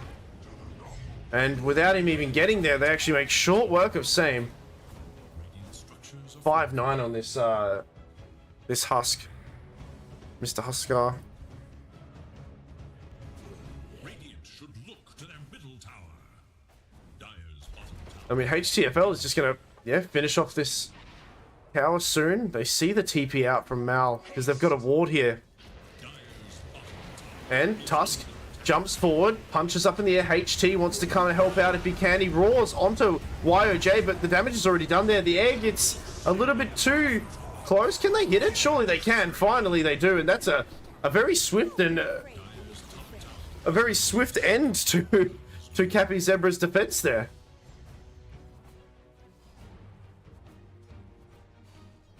They didn't have everybody there, but they managed to see Mal in the tree lines and kind of force him to use that roar. And Yoj kind of jumps forward, tanking most of it. Is under attack.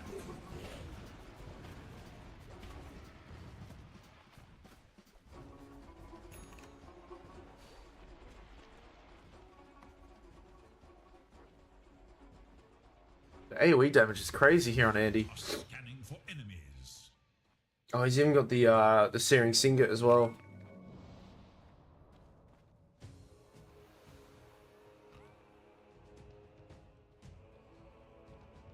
Alright, shard time. About 30 seconds.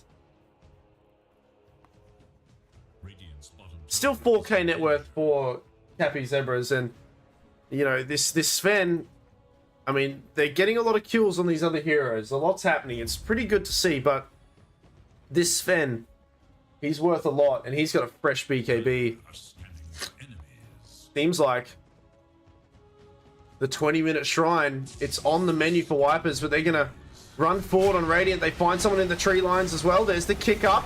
Dragon gonna go towards Erica. Erica 1 hit, 2 hit, and Andy's heals. It's not enough. They lose the Huskar, so both mid laners go down. There's a buyback from the Snapfire. Raw committed onto Andy. Andy, he can't tank any of that. The Frog goes down as well. As Sven, Dragon Soul. Actually, they see more. Absolutely, they see more as HTFL. He's going to get caught out as well.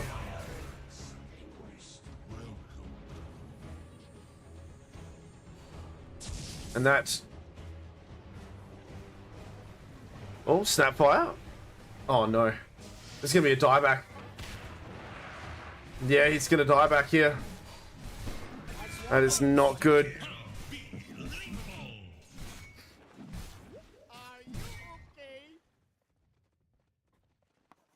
Yeah, the smoke broke, and it was actually looking pretty okay because Leshrac was in the tree lines and they could see everything, but Huskar just jumped forward and kind of forced him to tank a lot of what he had, and then as a result, Sven could just BKB and do whatever. They need to roar, maybe use the roar defensively. Shine on. So when Sven BKB's in, they can hold it. Time for a tag team. And they were quite lucky that time.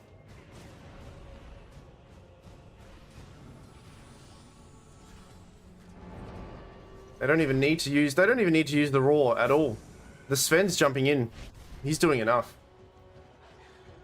So I'd like them to hold it, and that is actually kind of what Mao did. He kind of defensively held it. Right? He was kind of holding onto it for a while. I noticed up the top here, Sven went in and he just held onto his roar. Dire's middle tower There was no need to use it until a bit later.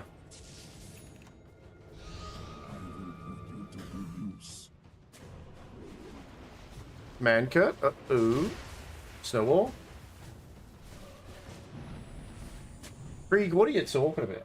What do you mean? What are you yip-yapping? I don't know about this. This Pos 3 Lager has not... The heals are not enough. I mean, he's obviously doing it for the magical damage, but he's not surviving long enough.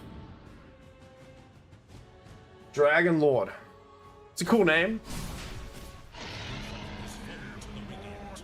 Okay. Aegis. They give it to Mal.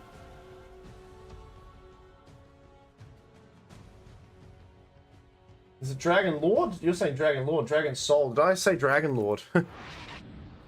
Dragon Lord, Dragon Soul. Leader of dragons.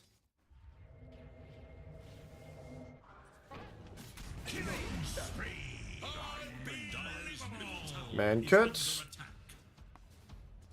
Unfortunate for him.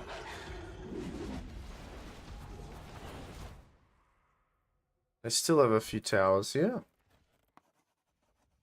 Dire's middle tower is under attack. Man, he's just getting bigger and bigger. The Daedalus is going to be huge. Secretly, Sumail. I wonder the last time Sumail ever played Sven, right?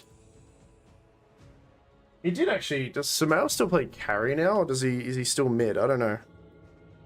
There was a moment where he played carry. That was interesting. He might actually still play carry.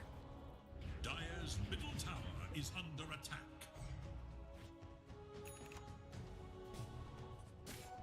Oh, I don't know if they saw that. HTFL kind of walking through the woods here. He does find Same, and that's a nice little pinch there.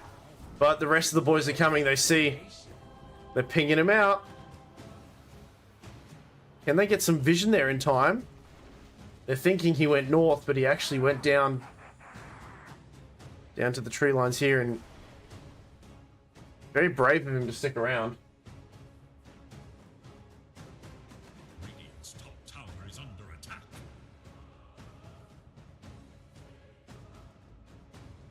He's gonna do a full loop. This Sven's net worth is so big. He hasn't died at all this game still. He's gonna go for a harpoon and then the swift blink. Dire's middle tower is under attack. There's QJY. We'll set up a bit of vision here. It might very quickly be dewatered though. Yeah, Mankurt. Can he do anything about this? No, not quite. He's thinking about grabbing him. No. Dire's top tower is under attack. Well, Aegis still for 2 minutes. I mean, a very, very quick and deep jump forward. The roar comes out and it does kill Mankurt as the BKB was committed, and then he tags his buddy in. If it's not one person charging forward, it's going to be the other, and they find the Largo, they throw the frog up in the air. Radiant's bottom tower is under attack. That's a dead frog. Structures are fortified. Radiant's courier has been killed.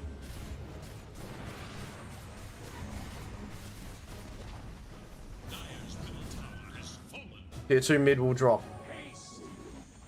Radiant's bottom tower is under attack.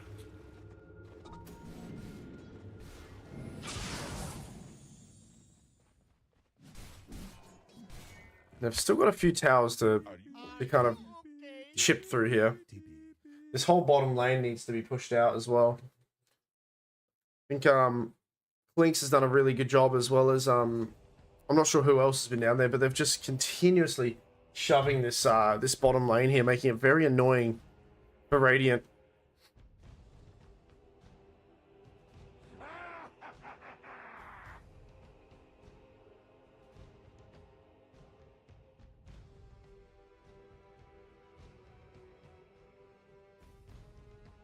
Keeper. Don't think he's got anything big coming soon. A bunch of couriers die. What's going on? Do we have do we have 4 dead couriers? Courier. He killed them all.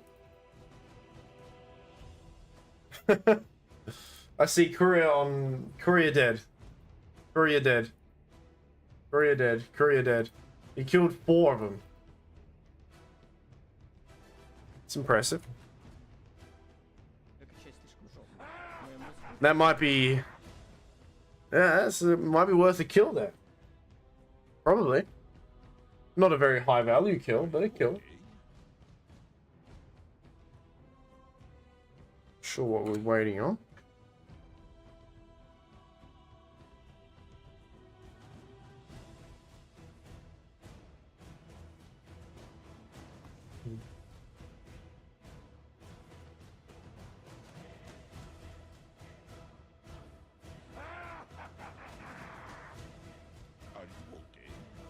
Okay, he now has Ags, Kaya, Sanj, BKB queued up. But I don't know, man. This has been a bit of an underwhelming time to be... I mean, Largo, he got his item at a pretty alright time, but I just haven't really seen it do much in these team fights. The enemy are just deleting your heroes too quickly. It's way too quick.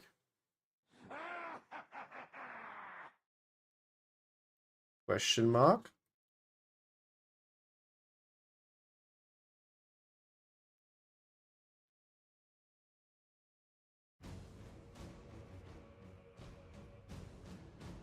Gonna be a Shiva's Lesh. Clinks has to kind of finish off that Hurricane Pike to distance himself from people like, well, all of the cores here, to be honest. You know, Huskar, the Sven, as well as the Primal Raw coming out from Beastmaster.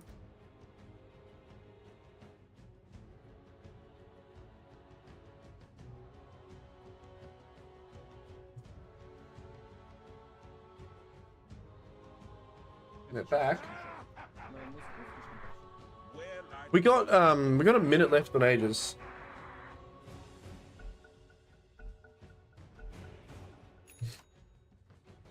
Now, I don't think they're going to high ground. I think it's a little bit early to high ground. They certainly shouldn't be high grounding if, you know, you've still got 2 towers here. But a minute left of Aegis. I'd like to see Capy Zebra kind of group up and take these towers. It looks like they will probably start with this top one. I'm not sure what specifically they're waiting on. Alright, they'll start to move now. Well, knowing that 40 seconds remains on this Aegis. Team wipers. Oh, they're going to keep going, actually. I'm not sure about this play from Capy Zebras, but they must be feeling pretty confident to do it. They're going to wrap around, and actually Sammy gets instantly deleted. Meanwhile, HTFL, can they get him out of harm's way? They push him a few times. The egg, a defensive egg, and it's pretty good. No one's going to hit that egg, as it does explode onto 2 heroes. Andy trying his best to heal up, as well as dish out damage and provide his team something. The TP out, it's not enough, and that is a huge blunder here from Capy Zebras. Or is it Dragon Soul actually turning it around? And YOJ goes down. They're going to keep chasing. They dare them to come up to this high ground. I think that's a good defense. That's really good for Wipers. I'm not sure. Yeah, going high ground, bit ambitious. It's probably best to get these 2 towers, surely, right? Surely we get these 2 towers that are very easily obtainable. Let's get 1 or 2, you know, 1 other item or something. But ultimately, they roared onto the Clinks, but I think there was 2 4-staffs, or a 4-staff and a lick or something that repositioned him. Overall, very good job keeping him alive.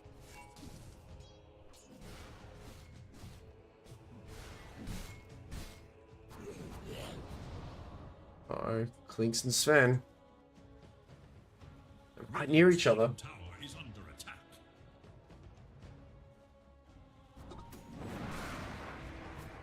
The double damage up top. And it's going to be there for another minute. And a little tiny bit. Wonder if somebody finds it. 29 minutes into the game.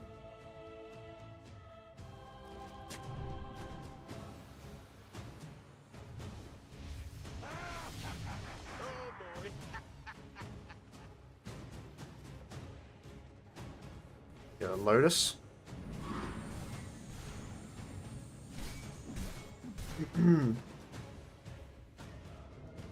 29 to 25, so in regards to the kills, it's a little bit closer than what the net worth is suggesting there, but people have different values, and you know, one of those values is this Sven, still 10, 0, and 5. He just hasn't died yet, and they got to be really careful not to have him. Oh, looks like Clinks found him, but I mean, he got easily punished for it. Speaking of punishment, I mean, they find Mal as well. Any ice shards? It's pretty tricky, seeming as, yeah, as Blink and had BKB. He might still keep chasing here. He's gonna run into him, yeah. Trap doesn't quite work. YOJ, the magical damage here, there's no BKB, no response, so they'll take him out.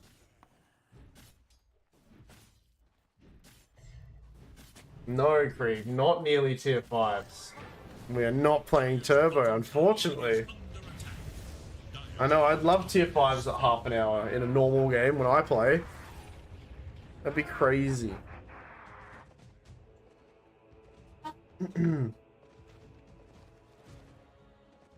We can dream. Yeah, we can dream. Imagine if, like, Turbo had a ranked system. And, like, you ended up being one of the best Turbo players, but, like, because you're so used to Turbo, you're just actually, like, Archon or something. You just like you click search in the wrong category the whole time. You can't go pro and turbo games.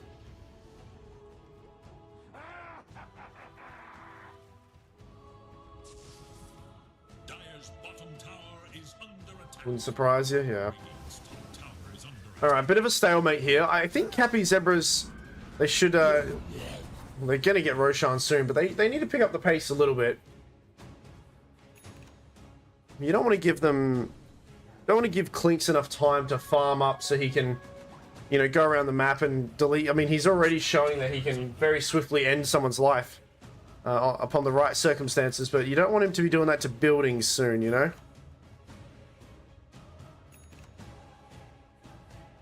So we'll see what they decide to do. I mean, Sven is smoked up himself. He's down south. But this is what I mean. HTFL, he just waits and he wants to find somebody, and this is actually, if he can get this kill, it's a lot to go through though. He might opt out of it unless the rest of the boys come through. Oh, meanwhile, Mankurt does go down. There he is. There we go.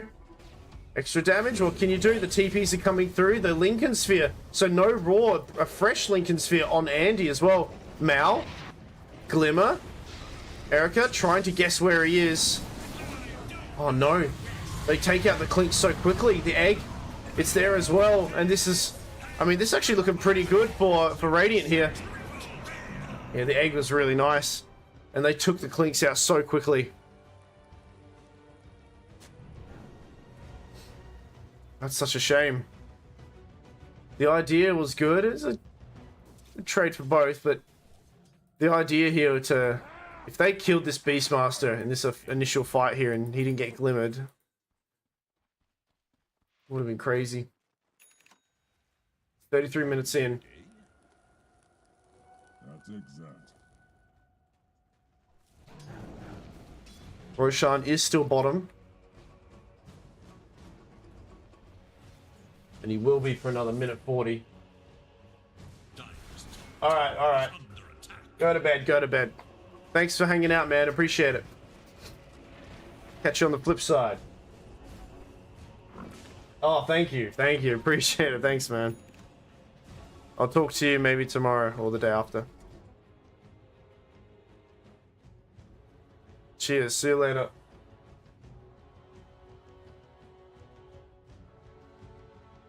Dire are scanning for enemies.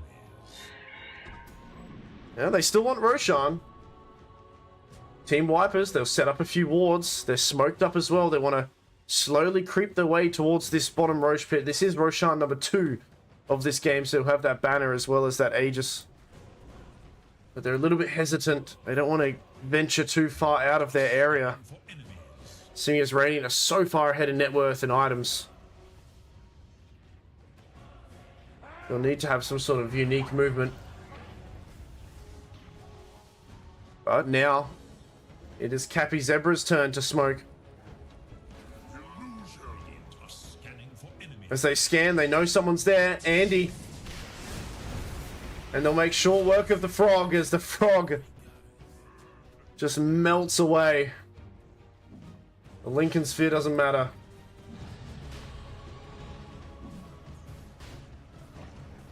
Oh, Erica. He goes for the ulti, but now the counterplay coming out from Mal. Mal just takes him out of this fight completely. You've lost 2 heroes. You still want to go in for it. Okay, nice snatch actually from Mankurt. Snatching the Aegis and 2 buybacks from the other heroes now, as Mankurt will go down. And it's a beautiful snatch, but can they salvage this entire fight from it? I'm not too sure. We're going to have to find out. As now the egg, it's there. Clink's trying to right-click away. He should actually be able to get it. One more hit. No, one more. It does go down. They take the egg out, as well as the Huskar. Sven, very low. He's on the back foot. He needs to get out as well. There's the lick, and this is a nice fight here for Wipers. Probably the best one this game. As it all worked out, and well, you did try, Mankurt, and you did a really good job there. A really nice snatch of the Aegis. A very brave play. Now, obviously, you know, it's... The net worth is still in the favor of this Radiant squad, but that was huge. That was a really big swing. We'll have a look. See what the statistics say soon. It'll probably come up in a moment. But I mean, all of Dire's cores are actually ahead of both Mao, Same, and the rest of the boys here. Sven's still the man on top, and still the man who has not had the luxury of respawning this game.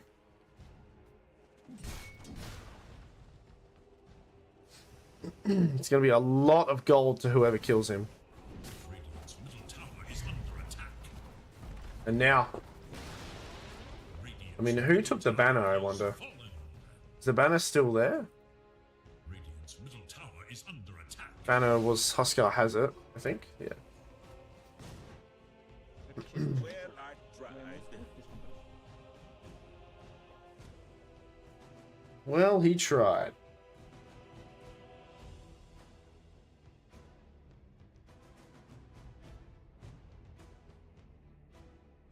Yes, if they neutralize the Sven, it's 50-50. Yeah, that's a I couldn't agree more. Most of this net worth is this Sven here. So it's gonna be a huge swing if they can kill him. Uh-oh. Okay.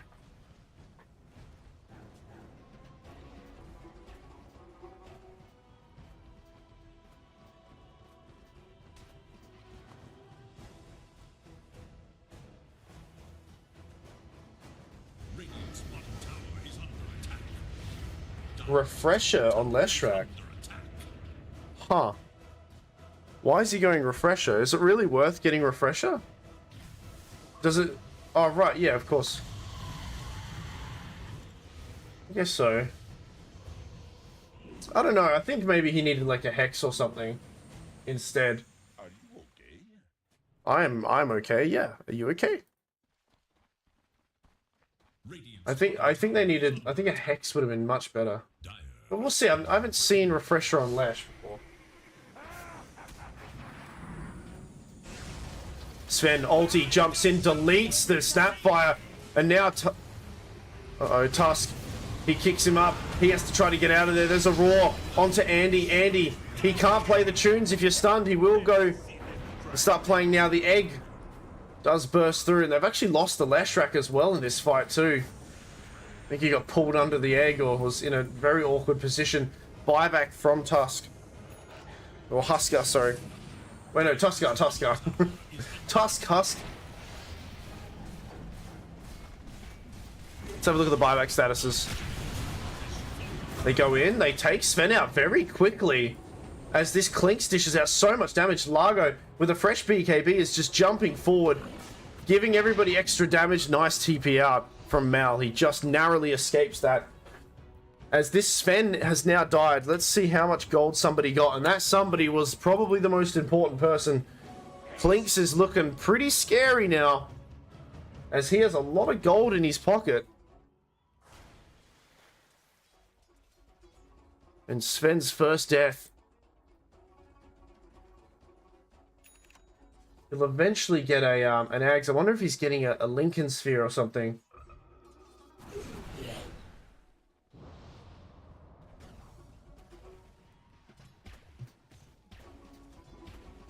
What's he got? Is he getting a Lincoln Sphere? Maybe he is. Guess we'll find out.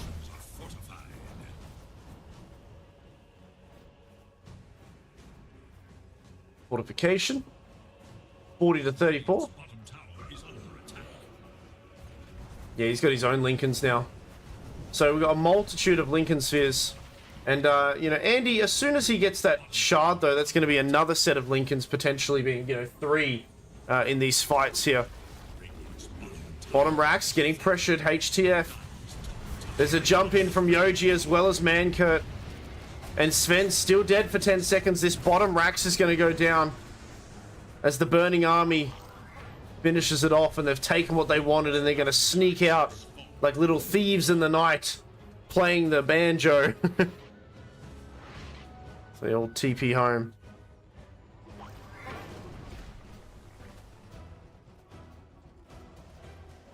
Regeneration.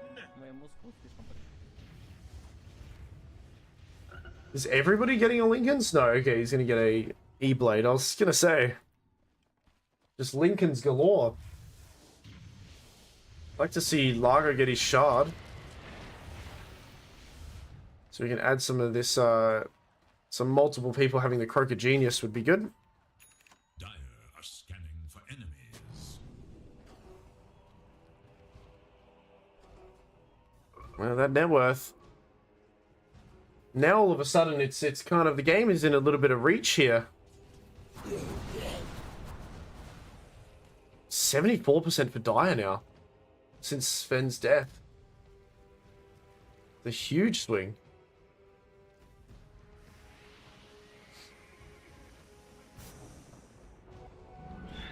Sven actually has a refresher queued up.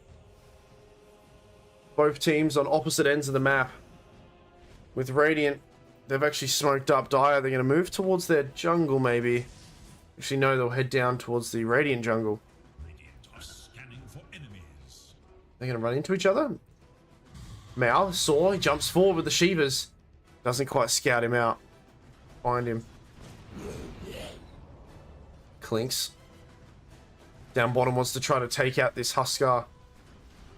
And with Tusk's help, he might be able to do it.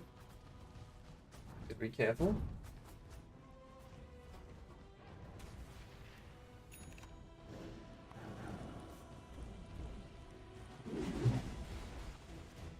$8K. 40 to 35. Invisibility. Phoenix. He's got a Wind Waker. I'm not sure if he was trying to go for the upgraded boots. Or maybe a pipe. But he has an Aeon Disc queued up.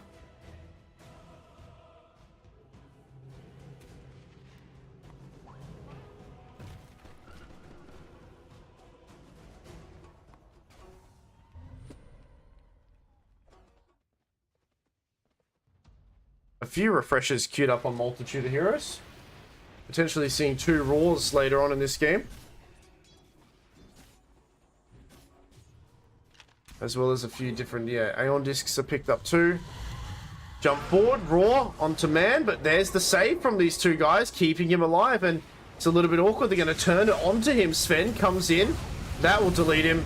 And now the egg, it's a beautiful egg actually up just out of reach here. So Dire, they have to head back, but Sven got absolutely destroyed. The clinks, the right click damage, as well as the help from Largo. This is huge here. He's just not living through this fight, and that's another kill for clinks. I got to see how much damage he did to Sven. I wonder if it's because of the Largo bonus damage.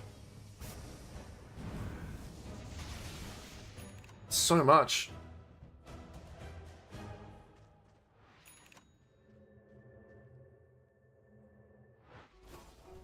But now, I mean, what are they going to try to do? They want to force buybacks. Yeah, this is a smart idea. It's the Phoenix will buy back first. Fortification used, and Andy's got to be careful. He gets dragged or fall back for a little bit. Refresher from Yoji. Going to hold the guys into the base here. The Roar. Trying to dispel him. And they're using a lot on these Dire heroes, but they're not killing any of them, as meanwhile Clink's still trying to fight his way through these buildings and get the racks. The racks, however, still up for now.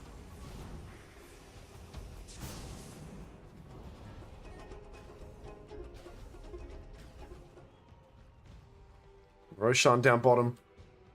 39 more seconds. As it's going to have Refresher, it's going to have Cheese, it's going to have Aegis, as well as the banner. Dire are scanning for enemies. The Dire, they're not done. They want to try to hunt somebody who bought back before. So we have both the Beastmaster and the Sven who bought back.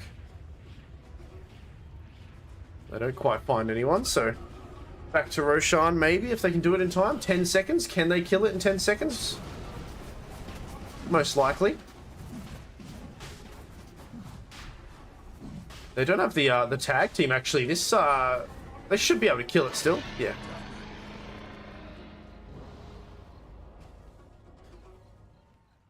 All right, so Cheese on Largo, Clinks with Aegis, Refresher as well. He's just got an Ags picked up also, so he's got that Burning Army. So he'll be able to refresh and throw the Burning Army. It looks like they want to maybe end this game if they've smoked up. Radiant, they don't appear to be aware of this. The creeps are in your base, and I mean, a HTFL, there you go. That's one burning army. There's the other one. And the boys, the arrows, there's so much, but here comes Sven. He makes short work of the first life, but the burning army's doing so much damage. There's a nice egg in the background. Can they focus the egg in time? It doesn't look like they're going to be able to hit it in time. It's going to blow up and stun multitude of heroes here. Andy trying to heal up his friends. There's the second life. The Clinks goes down for a second time. He buys back into this game. He wants to try to get back into this. Meanwhile, Andy still staying alive. The burning army, they can't fight near it. It's a lot of right-click damage coming out from this Clinks whilst he was still in the grave. Erica, he goes down. Look at that instant GGs and disconnects. I don't think, did they buy back at all? They didn't have any buybacks. They must have bought back. What the heck? Well, it's a 1-1 then. Interesting. I really didn't expect that lineup to work. But it went into that really weird late game stage, and Largo was a little bit unkillable, even though they killed the Clinks. Let's have a look at these buybacks. Yeah, they did use them, but they still had them on Dire. They killed the Clinks quickly, but it was the burning army was already laid down. Oh, wow. Okay, there we go. Game 2. So it's a 1-1. With Team Wipers taking game 2. So that means we're going to have a game 3 momentarily between these two teams. Game 3, let's go. Absolutely, let's go. All right, I will be right back. We're going to have a game 3. What's the time for me? Ooh, it's 3 a.m. I love that. All right, I'll be right back, guys. Game 3. How fun, how fun. I did not expect this draft to work. I understood what they were trying to do, and I think, you know, it was pretty strong, but yeah, I'm not sure where things kind of went wrong. I guess Sven's first death really opened things up a bit.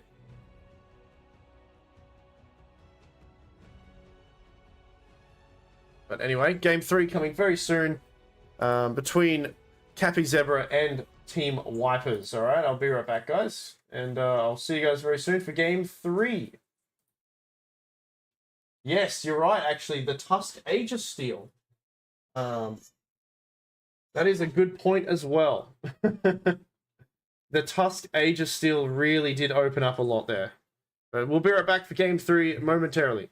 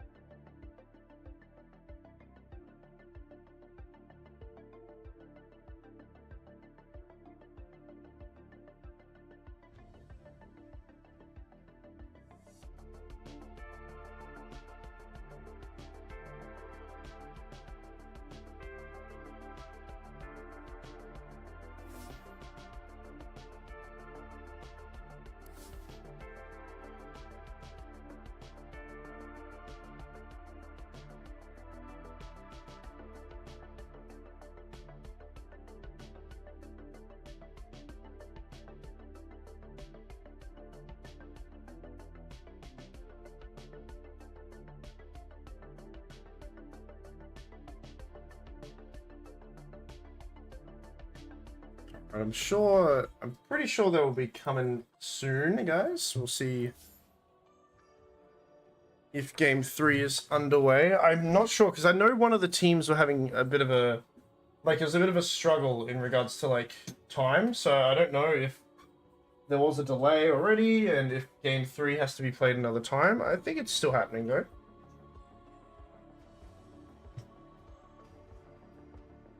Maybe they're just taking an actual break, or like a little bit of a break. This one's going to be a best of 3, right? Let's double check things. I don't see why it wouldn't be. It's the upper bracket.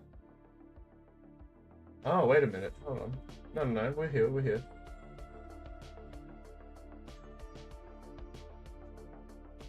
Yeah, we're just waiting a little bit.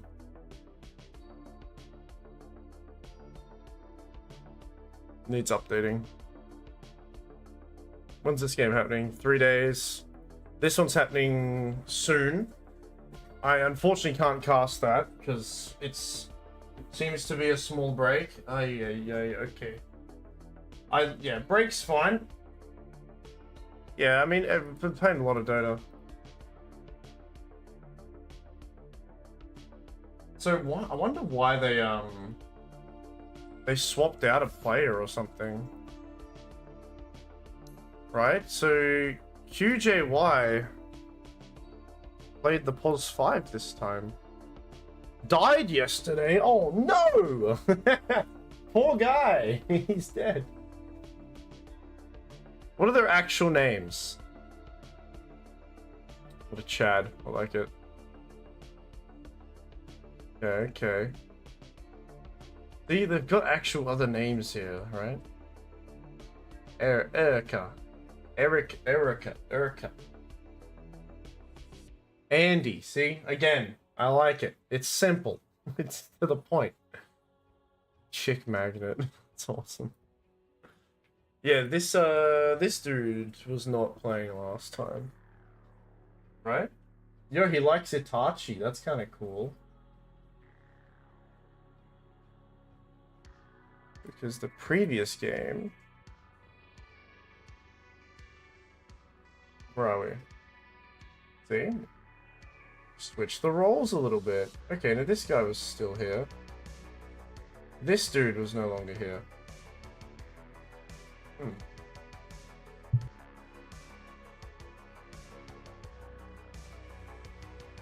Alright, we're gonna scramble a little bit.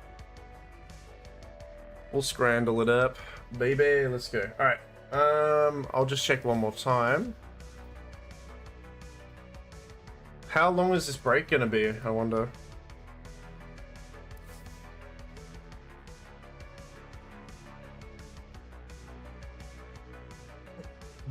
If anyone in the Discord says anything.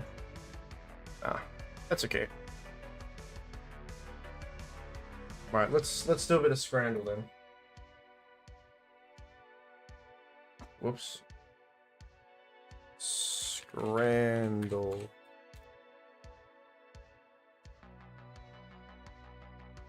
We're gonna scramble a little bit. Alright, today's daily one, right? Daily scramble. Alright. What do you mean? Let me play.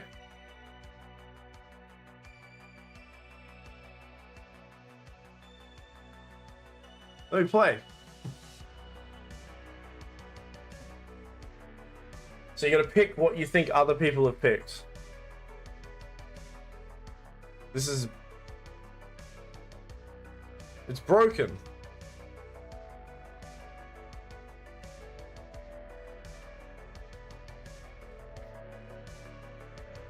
Let me play. Oh my god. Okay, we're gonna do a different one. I just googled Google. How great. Scrandle. Right, we're going to this Scrandle. There's multitudes of it. Daily. Alright, let's go. Let's decide.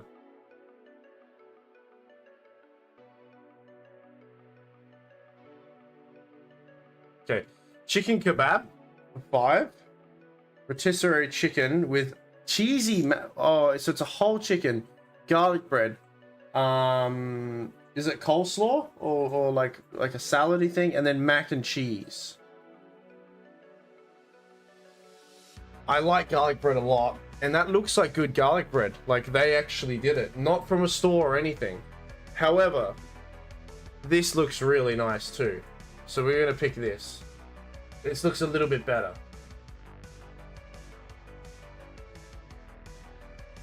Ugh! Gross. These are both looking pretty bad.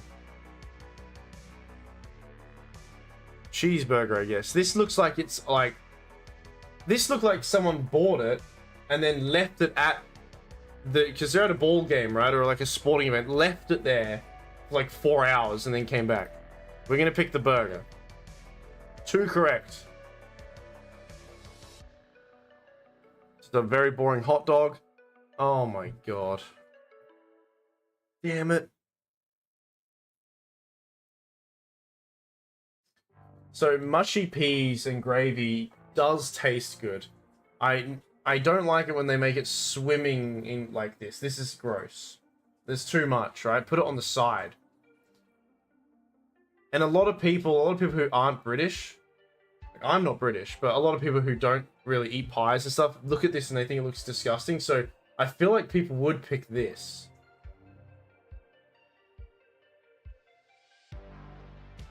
But this is... There's no flavoring or anything here. Alright, I'm gonna go for this. It's probably gonna be wrong.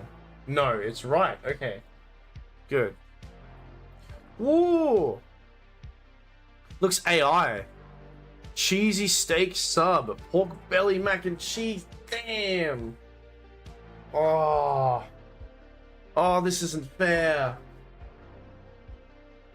Look, I'm probably just gonna pick this. But others would pick that. Okay. I don't blame them.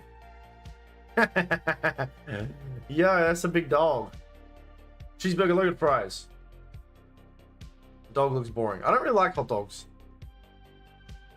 Currywurst, mit, pommes, frites. What? Honey butter chicken. Honey butter chicken. Damn it.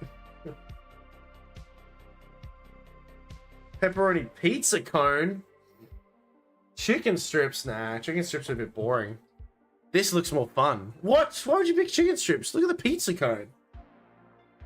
Dude, I'm doing shit now. I've lost 3. Chips with curry sauce. Chili, cheese fries. I can't see it. There's just a bunch of raw onions on top there. Is this how... What is it meant to look like? This is what it's meant to look... I'm actually going to pick this.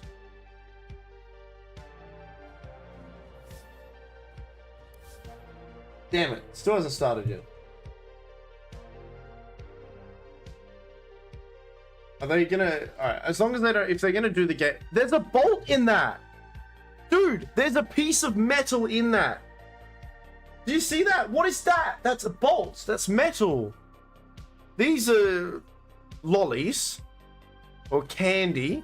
That's fucking metal in that. You think we didn't see that? Oh, I can't make it any closer. Chili cheese tots with a freaking bolt inside. No way. There's metal in that one. That's such... Oh, that's rigged, dude. Why the fuck are people picking that? They didn't... They mustn't have seen it. Warm toffee apple creme brulee. Now that is probably really delicious, but it kind of looks gross. This looks really nice. I'm gonna pick this. Okay, people pick the creme brulee. Man... Poor. I'm really poor. Okay, whatever. Scrandle 2. Wait, is that what this is? This is Scrandle 2.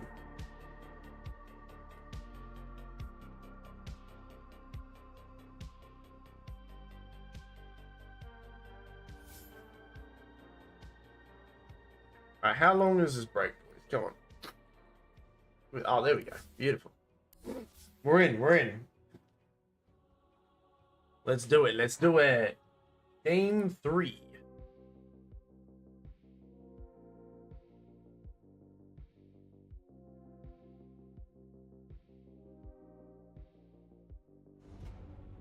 Let me see who I'm casting for, like where people are from. Russia. This is the Ukrainian flag, I think. Belarus, right? Belarus. Is this Jordan? No. Tajikistan. I've never even heard of that place. Is that bad that I don't know that? Tajikistan.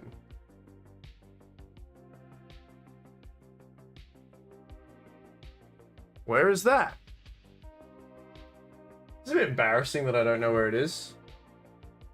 I live very far away from everybody, all you guys. Huh. It's kind of in the middle of everything, isn't it? Dead set in the middle of everything. Tajikistan, right in the middle of everything. Huh. Yeah, quite. Yeah, you couldn't be more central than there. Interesting. What else we got? I'll quickly look at who else we got? Wipers. Where are they? Where are they? Where are my boys? All right. Syria, Portugal, Ukraine, Germany. These are some strange. Oh, here we go. The substitutes. Okay, the substitutes. All right. I'll enough geography. We're here. It is Radiant's man. That's cool. 10 seconds. Dyer's turn to battle. What is I mean, I think most people here are from Brazil, right? Who was in this chat? Is everyone here from Brazil? I've been to Brazil. I went to Rio. Brazil was sick. Awesome country, man. Really cool people. They know how to party too. Alright. Did we switch sides at all? Yeah, maybe we did. 10 Yeah, they did. So Team Wipers are now Radiant and Happy Zebra are Dire. 5 seconds remain. The IO gets banned, the SF gets banned. Radiant's man. They banned the Largo. Dyer's Okay. turn to pick. Didn't they play it last? They actually banned Largo themselves. Interesting.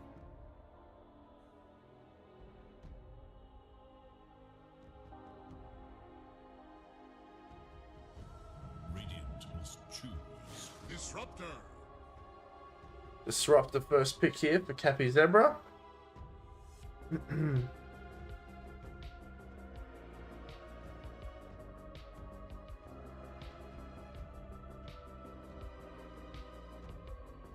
seconds remain. 5 seconds.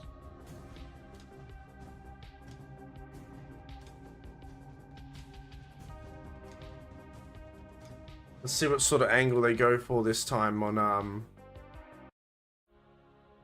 Team Wipers, because it was a very unique draft. I think I was a bit shocked by kind of how they approached it.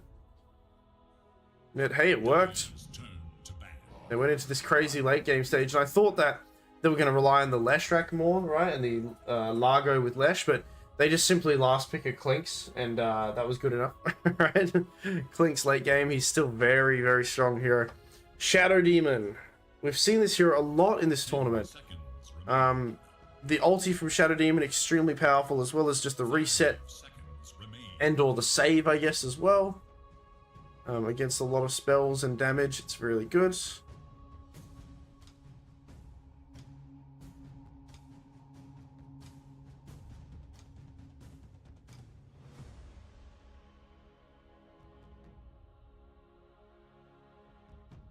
It is Dyer's ban.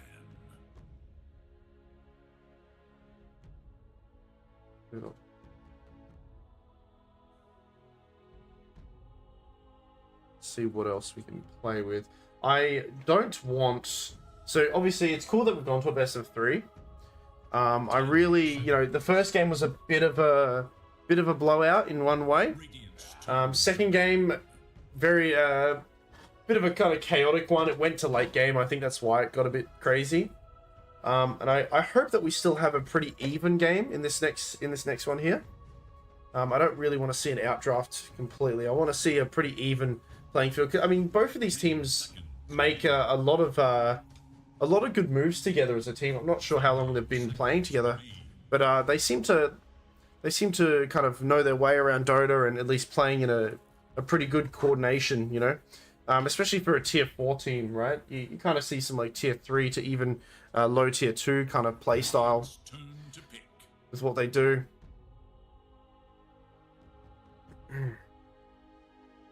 Brew, okay, TA. We'll have another pick here onto Team Wipers. I dare say they're not going to let Capy Zebra kind of fool them again with off lane to carry flex. 5 seconds.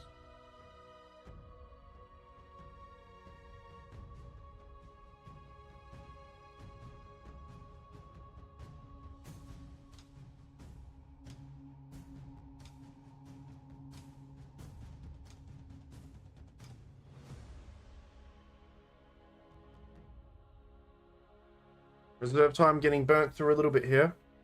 Still got a minute 20. It's plenty of time to think. Dire must choose. Lion. Okay.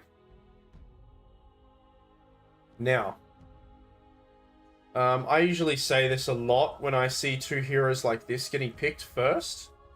You can have two heroes like this. However, picking them back to back, right? The pos 4 and 5 like this, it really opens up for the enemy to pick a hero who can kind of hunt them so easily. And then, I mean, they haven't picked their pos 4 yet. So they could pick like a Night Stalker here. Or, okay, Mars is pretty fine too. Like a team fight, either a hunting hero or a good team fight hero that can kind of make things really hard for them. It looks like they'll go for the Mars. I always kind of, when I see these heroes, I always like to see Night Stalker get picked up. But he hasn't really been popular, I think, as of late. The Mars is there, which is pretty good. Disruptor. Also, they could probably pick like a Snapfire. It's a very classic combo here. Regardless of if Shadow Demon saves somebody, the Mortimer Kisses can be like targeted onto that person anyway, so you're at least guaranteed to get a hit a few of them. I think they should go Snap. I'm not sure if they need to overthink here with the pick.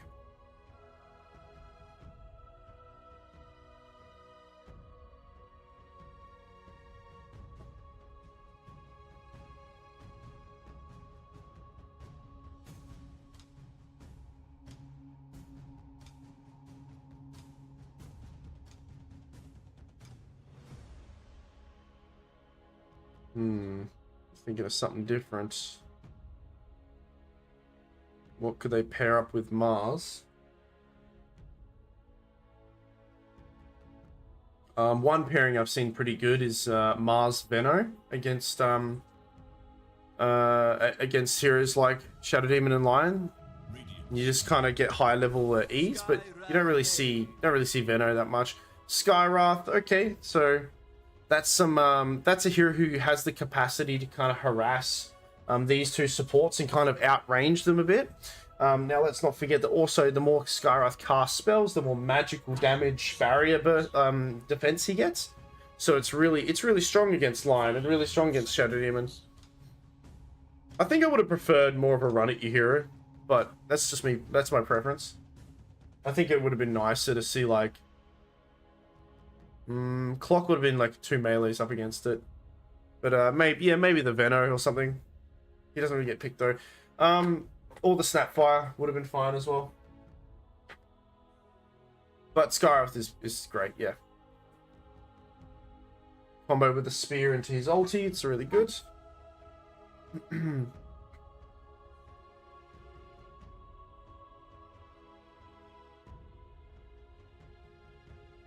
40 seconds left for Team Wipers. What do they need to get? I mean, obviously they've got two heroes who are most likely going to get taken out very quickly. So you need someone to kind of like be a buffer or reset and stuff like that. Invoker I'd consider like a good counter hero that resets. Tidehunter, there you go. There's their team fight as well. That's the counter play that they want to use. And it's a very easy combo. The Tidehunter into the Invoker Aghanim Scepter, so you can get that Cataclysm off. And heroes like Disruptor, heroes like Skywrath, they become mincemeat, or not mincemeat, burnt, delicious KFC if they get caught in that combo.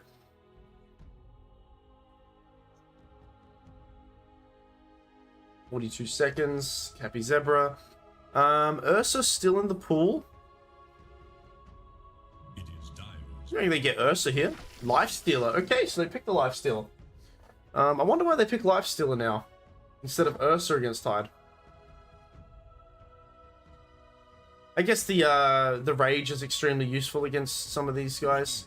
The ulti from Shadow Demon, though, is still a little bit annoying. And if he does go Ags this game, Shadow Demon can kind of counterplay that with the Disruption. I wonder if Ursa would have been better.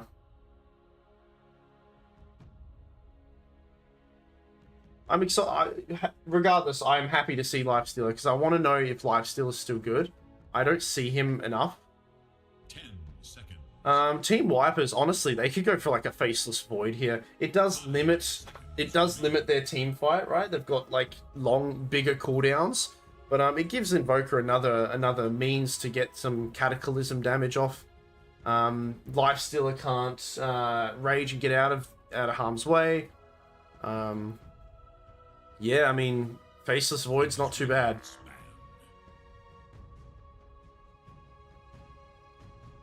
But we'll have Capy Zebra pick first, so they're going to pick their mid laner, which they know they're most likely going up against the Voker. Is Viper in the pool? I don't think so. He's been banned. Like I said at the start of this entire series, I recently saw Lina get picked up against Invoker and actually do extremely well. So that could be an option.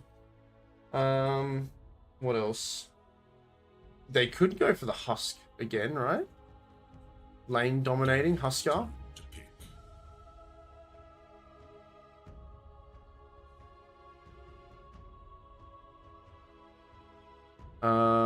They've got some instant hexes. So it'd have to be someone like Lina, Huskar. They could even be crazy and go like a right clicker into the arena like Sniper, but 5 seconds. I think you're just asking for him to get killed all the time then. Well, 20 seconds of reserve time left. Who are they throwing mid here? What's the plan, eh? Slardar mid? Be 3 melee heroes, though. Nah, they need someone who can move around. Jump around, do something. Ooh. Huh. Huh. Okay. They're going tiny mids.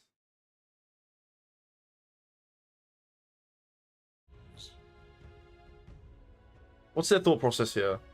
5 seconds remain.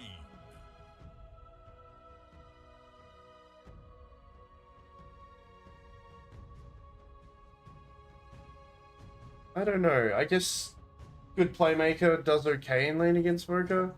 Nah, I don't know. I'm not sure. Maybe they're throwing the Skywrath mid. And it's the 4 tiny. And they've just done what they did that first game.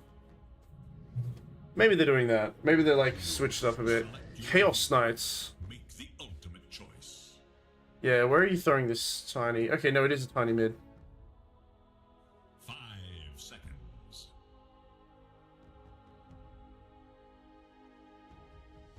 This is a pretty simple game for Capy Zebra, right? You know? Ignore the beefcakes, kill the wizards. Very easy. And they have spells that can, you know, Chaos Knight doesn't always like getting BKB, right? He's often one of those carries that doesn't enjoy having to buy this item. So if they have enough kiting ability and spells to kind of hold them off a little bit, and they kill like Mankurt, Urka as well as Yoji really quickly in the arena, it's going to be really good for them. Easier said than done though. I am worried about Same going up against Voker mid.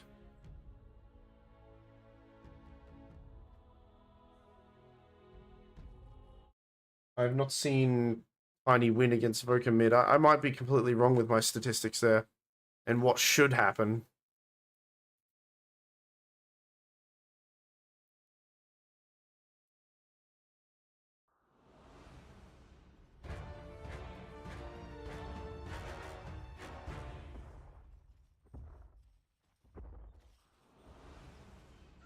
The work, it certainly did. Okay, well. Game 3, the final game here. Prepare for battle. It certainly is, Dota. It certainly is. Making mistakes is the path to wisdom. You can't improve until you make mistakes. Alright, that's true, Andy. That's true.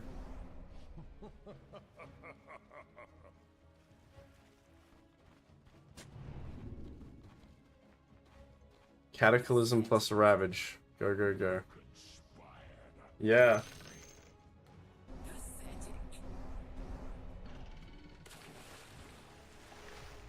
over, mga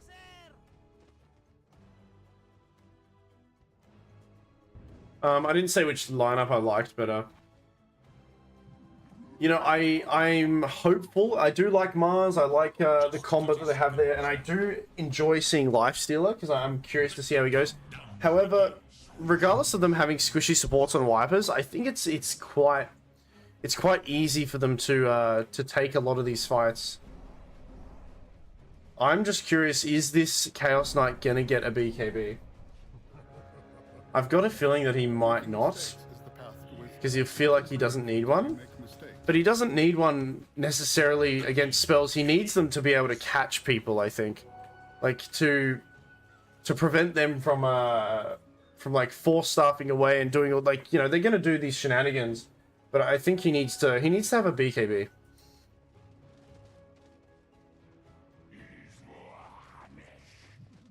In order to catch up to them. It's either that or he goes for the Blink build, right? We don't see Chaos Knight pick that much anymore. But let's see what thing he got. Reality Rift. Okay, yeah, either Disarm, Break, or Silence, which is nice.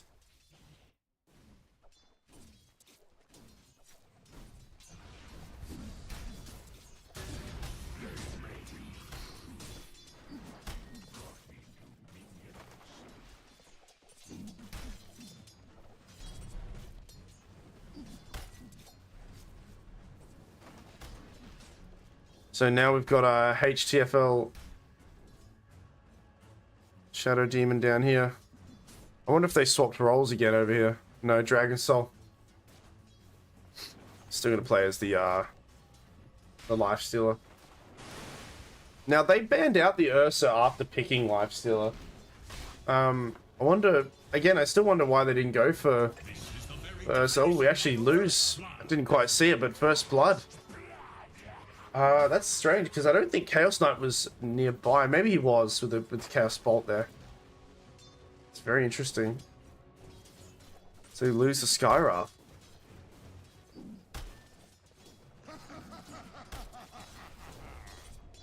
I mean, Chaos Knight was 72 damage. It's a lot of damage. Level, you know, at early levels.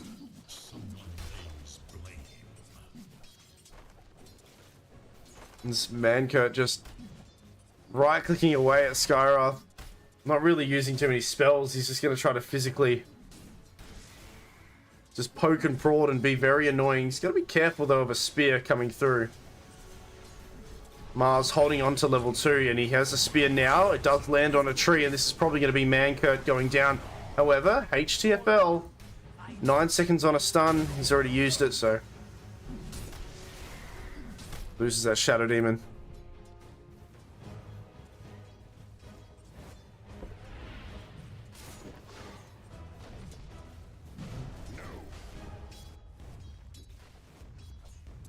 Now, traditionally, I'd assume that Invoker would win this, right? You got a ranged tier with a little bit more of a toolkit, but same.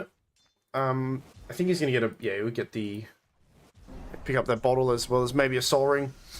Can really just use his spells to kind of burst the wave and shove it out really quickly, and then maybe if he could go back and like try to stack for himself. It's a little bit silly to do on a tiny.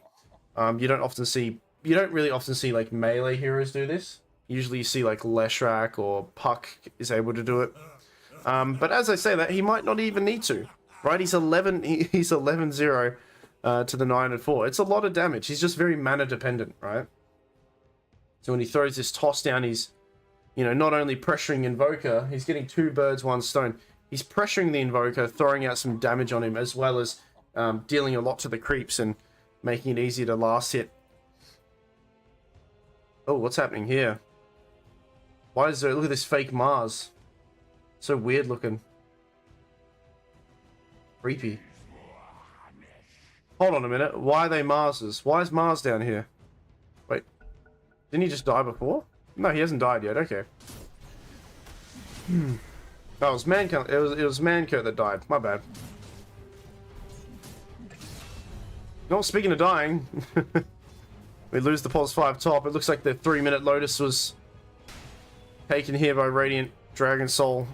Unfortunately, losing his pos 5. Meanwhile, bottom, HTFL gets a nice kill onto this Skywrath.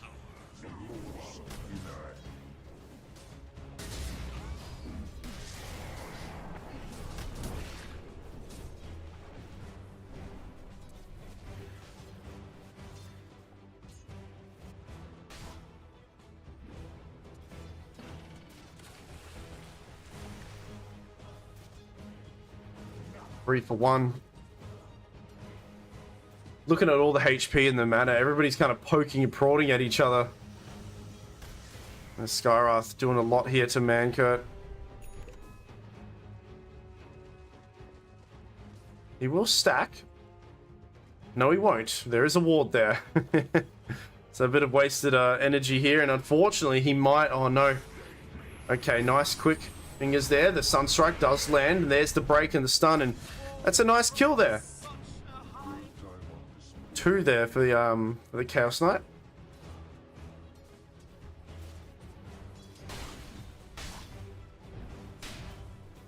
Meanwhile, Lion, where is he? He's still level 2. He's going to TP back now.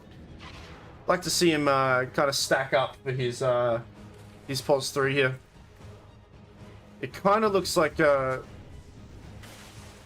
this lane is going to slightly just tilting towards Dire.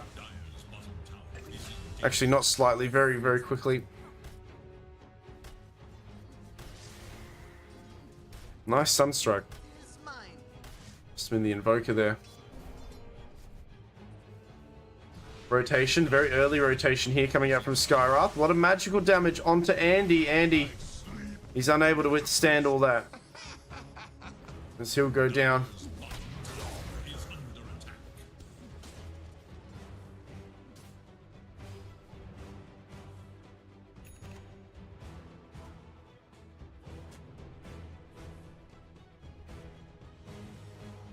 I really like this ward. Is this blocking it? Yeah. Not only is it blocking it, but it's just providing a lot of knowledge here for this Dire side. However, I wonder if... oh, he saw the smoke as well. This is actually really huge, and Skywrath is going to maybe come down towards this mid lane. As 6 minutes in, they know that Lion's coming here. However, they also have Mankurt. I mean, the numbers game, it is going to be... Now it's going to be even with QJ coming in, but they've already lost the Skywrath. They do manage to defend. No, they don't. He didn't. Oh, okay. He bottled it. That was crazy. I thought he denied it with the Forge Spirit.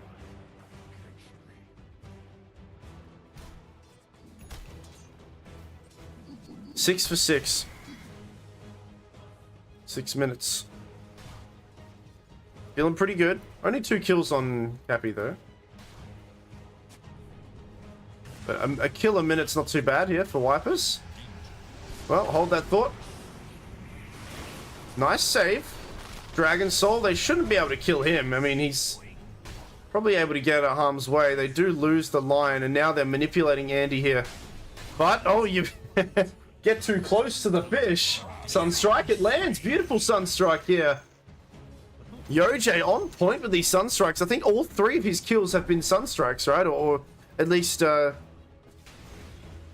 there's been a lot of involvement with Sunstrikes with him. That was really big.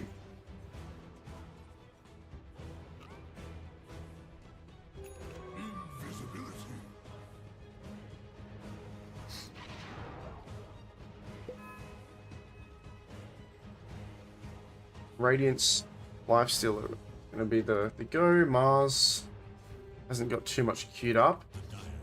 It's like Chaos Knight. Dire, they scan it out. But just as the scan finishes up, QJ finds out that There's a very scary Chaos Knight on the other side, and the Sunstrike doesn't end up getting another kill this time, but it's... They want to open up this tower here. Are Dire going to defend this? I mean, they don't have Ravage yet. I mean, with this kill, though, that's probably going to be Ravage secured soon after this wave goes down, too. Double stun coming out from Same. Same tosses the tree, does manage to take out Andy. Erica trying to run away from Same. Same, one right click can do it, but this line, he's been doing leg day. He's running around. There's the Sunstruck we wanted. Boom, stun number 1, stun number 2. Mana, can he toss anything at him? He's silenced. However, now, HTFL, he's in trouble. Earth Spike, it's not going to matter. The rage is there. This is just back and forth, these fights. They smoked straight away. I think Erica saw it. Radiant should look to their bottom tower. Oh no. Poker. Well, the double damage, he notices that someone... Well, not somebody, but something, the golem nearby.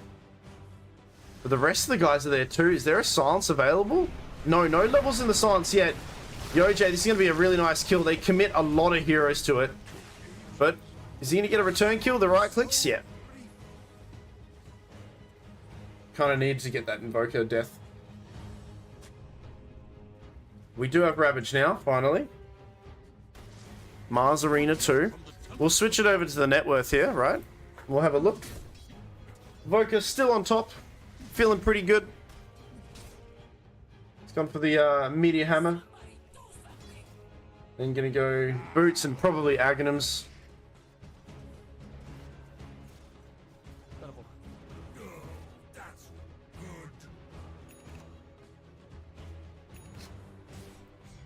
It's the mid Tiny here. Very swiftly and quite close to finishing off his Blink Dagger, but this is probably going to delay it a little bit more unless he can walk out of here. Nope. Shadow Demon confirms the kill with the ulti, and a few tips are coming his way as well. Mars comes through, will commit the arena. Same actually living through this on only 60 HP. And this is a disaster hit for Radiant. The Ravager comes out, but it's a little bit too late. The damage is already done. The fight is already won for Dire. As you kept your mid laner alive, and even Mars, okay, he does go down. Oh my gosh. The fact that Same lived through that. Dire have fortified their structures against attack.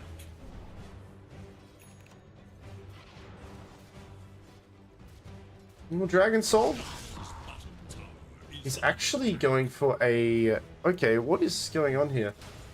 What are you building on Dragon Soul? Is he getting an armlet? Dire's middle tower is under attack. Huh. Radiant scan, eager to I like it, I like it. It's gonna delay the Radiance a little bit, but you've only got one, like, right-click parry on Radiant, so... Radiant should look You know, he's not really... You know, the delay of it is... It's not that big a deal. I do like him going armlet. A lot of people just kind of defaultly skip and don't really adapt towards the game that they need. And they've got a lot of burst on Radiant, so this armlet is a nice pickup. And he'll be able to join his team a little bit earlier in these fights now as a result. Smoke. Got a few heroes going mid as Tiny with a nice jump in and the follow-up ulti coming out from QJY, but nobody's dying from this, unfortunately, as now here comes CK. CK, I think he got glimpsed back home, but his clone is still here. Nobody dying yet. Finally, we lose the Shadow Demon. As they just didn't have any follow-up damage. The blink in, the ulti comes through, but yeah, not much follow-up damage there, so it only resulted in losing the Shadow Demon. Regardless, they'll come to pressure the mid tower slightly. Dire's top tower is under attack. Sunstrike. Well, now they've got Mars here as well. Ravage soon. There's another jump and a toss back. He does manage to save himself slightly, but it only prolongs his guaranteed death there as now. No finger available, but the right click finishes it off. Lion. He'll go down the Ravage and a beautiful meatball onto all of these heroes here. And Lifestealer manages to live off it by getting inside his friend, but that's a triple kill for the Invoker. Really big as Toss, Same, tosses him towards Dragon Soul. Dragon Soul turning around onto Andy. They don't want to keep chasing though. The Sunstrike. Ooh. It probably wouldn't have been enough to kill him, but Yojay's been doing really well on these Sunstrikes, man. They're always on point. 13 minutes. 15 to 12. A lot of fighting happening, right? Damn. We have those 14-minute XP shrines spawning very soon. We'll see if any team wants to make a potential smoke play. And as I say it, the smoke play comes through, and it is dire. Capy Zebras leading the charge down bottom. They only have the 3 of them, but between all of them, there should be enough damage to kill anyone. They want to hunt for this Chaos Knight. They know that he's there. He has his own armlet as well. If he can toggle, if he can survive through this, Silence as well, nah, it's enough damage. He was surviving it. It was looking alright, but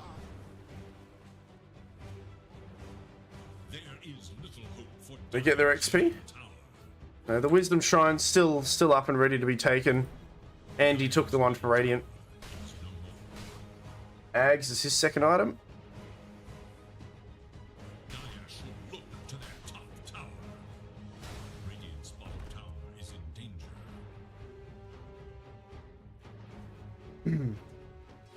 Dire's top tower is under attack.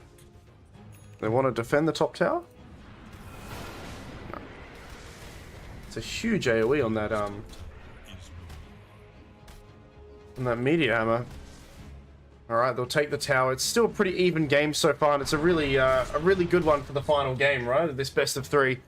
To have so far, you know, 15 minutes in, the net worth being so similar, as well as the kill score. Radiant's bottom tower is under attack.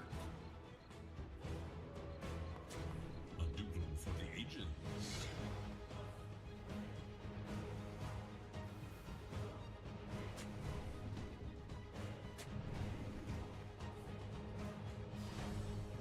Oh, once again, CK appears to be what's on the menu. Radiant scan out a lot of dire heroes, and they know that something's up, so yeah, Chaos Knight HTF.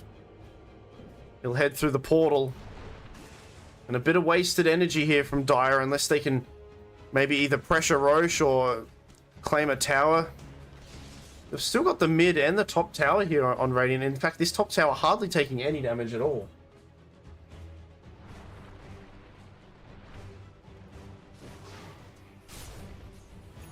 Gonna have a Yule Scepter on the mid tiny. It's his next item. We have Mars with the blink. Dire scout out again, and unfortunately that's an arena used on an illusion here. So no arena for a while, and they're gonna take advantage of that. And here are the 2 squishy supports I was talking about that are really susceptible to just getting taken out, and that's a huge AoE silence. Lion eventually goes down. Sunstrike, not quite, but he will still go down on QJY, or will he? Should go. No, it doesn't land. Yeah, okay, he gets him. Mid tower goes down.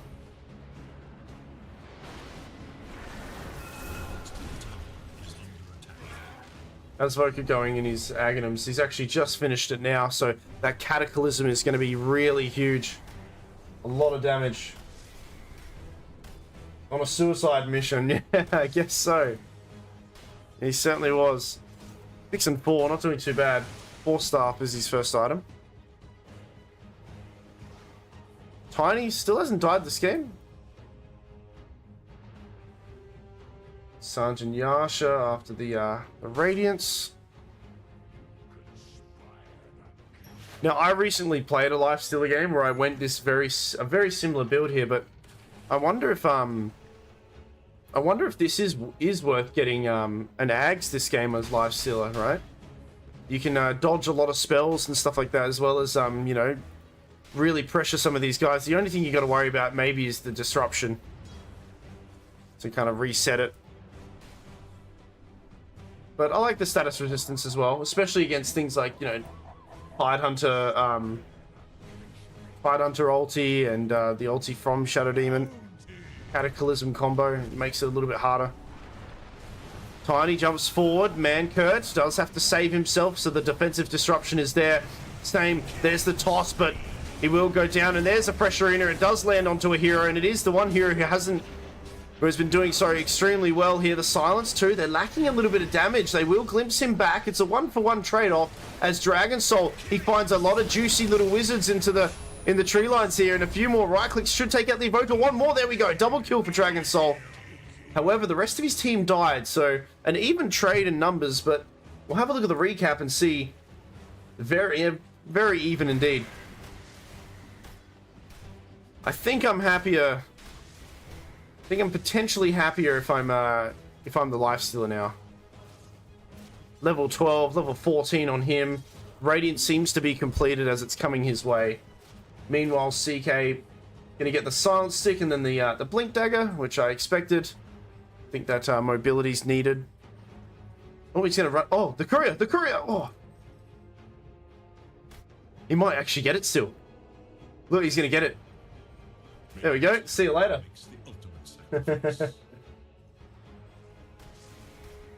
Yeah, they do lack a little bit of damage, absolutely. Right? They need a bit more time for them to get the damage that they need.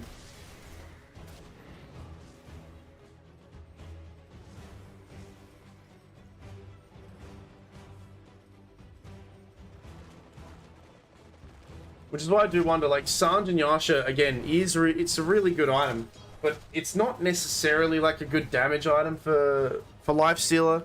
I don't know if, like, Ags would have been better. I don't think so. You know, agility, strength, yeah, attack speed. What else could you get instead? Like, Basher? Maybe even, like, a Silver Edge to break, but you wouldn't really want to be... You wouldn't really want to be doing that. Not your job to... Your job is to kite the Tidehunter, kill the supports. Maybe Nullifier. But we'll go for the Sanj Yasha anyway. And actually a BKB. I don't mind this. I actually don't mind this. Yeah, AC is good. Yeah, BKB, just to guarantee that you're killing this Invoker, you're killing this Shadow Demon, the Lion as well. But again, there is going to be a little bit of lack of right click because of this, right? These are more utility items at least, you know, at least the BKB especially. It does give him a tiny bit of damage, but not as much as like the generic, you know, Lifestealer build that you see these days. Alright, 20 minutes, and I feel like we're seeing a bit of deja vu, as last game we had a similar situation, as I can't remember exactly what team was where, but it is very similar, and there we go. The Ravage defensively, but the Cataclysm comes through, and the arena, it's looking okay, but no. Now the silence coming out from QJY. They managed to jump around it, though. The wall wasn't there in time. Mega kill streak coming out on Dragon. Dragon dishing out a lot of right-click damage. HTFL, he's going to take out Same. So the carry versus the carry. The boys are helping out, and the armlet toggling from both of them is looking really nice. Dragon, he's on a tiny bit of HP. He does go down though. Damn, they were toggling. Both of them were toggling. They only lost the Lion.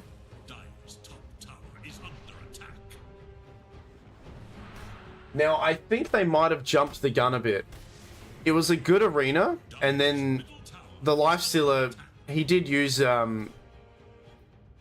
his Infest aggressively, which, you know, you got to be a bit risky. It's a bit risky to do, but I think the rest of the guys were a little bit too far away. I'll have to re-watch that maybe, but they just weren't quite there in time. Right, and then the Disruptor had to kind of throw down an ulti, but I guess he, you know, the kinetic field wasn't there to connect, like, really link up. Well, now it's a 3k net worth lead for Wipers, as they've got both of their cores at the top of the net worth, with this Invoker then going for his own BKB here. CK closing in on a Blink Dagger.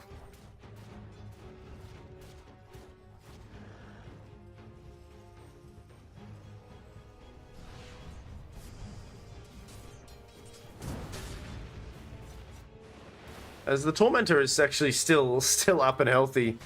It bare witness to that entire fight and lived to tell it.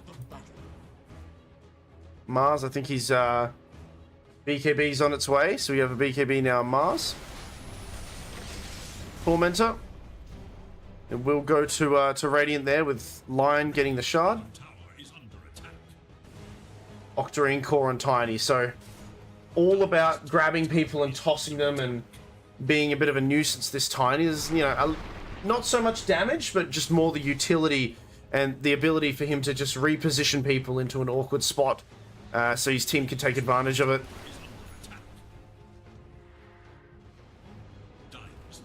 I am a tiny bit worried about the lack of damage though now as a result. Because, again, I said, you know, Sanj and Yasha's fine.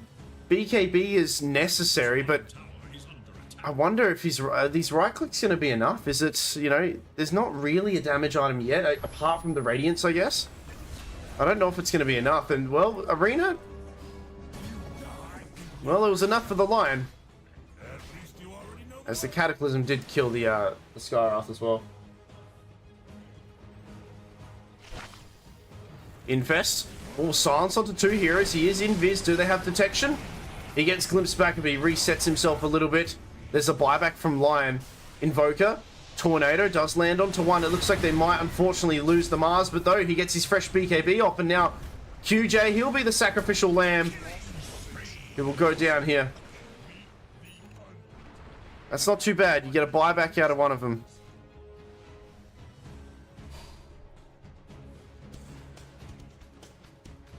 There's the Lion there.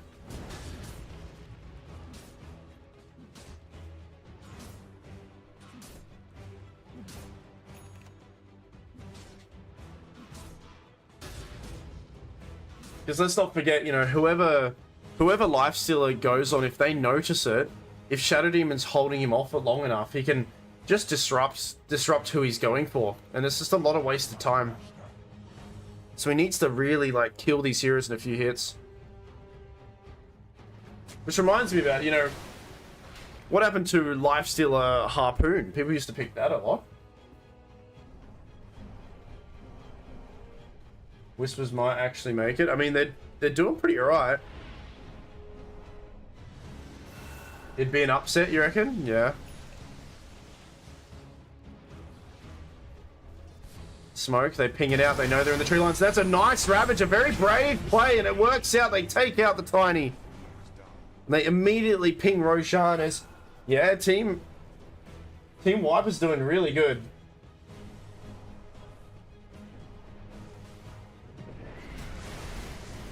Granted, it is 4 AM for me, so if I mispronounce things, I think I said Whispers. I'm like, Team Whispers, no. Team Wipers. Here at 4 AM, I'm casting Dota. That's crazy. They don't want to give them this. They're not going to have their Tiny. The Arena, it lands onto one.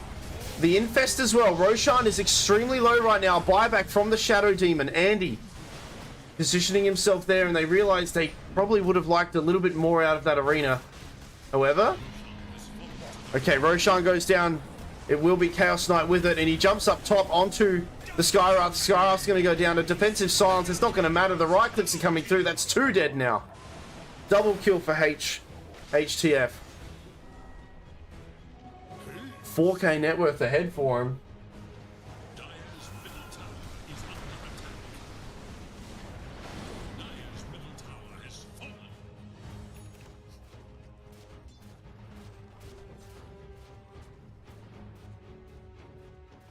28 to 21.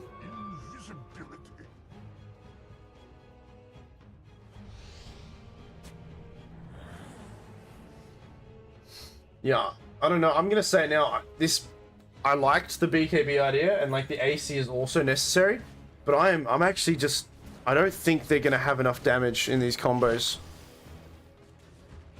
That's why this, I mean, obviously you do see Lifestealer use this Infest Bomb aggressively, but I think he's choosing to use it more aggressively because he knows he lacks a little bit of actual, like, damage. So that means it eliminates the potential for him to use it, you know, to save himself or a friend. He kind of has to use it aggressively for now. but I'm not sure. He's cosplaying as a Rumble Hide right now. Chaos Knight still up top. Top tower is under attack. Radiant's bottom tower is under attack. It's only 4K net worth. They do have really nice combos. I think it's a little bit tricky to lose this game on Dire, right? Honestly, with the arena, with the ulti from Disruptor too, you should be able to kill most of these guys. Bit more magical damage from him, that's good.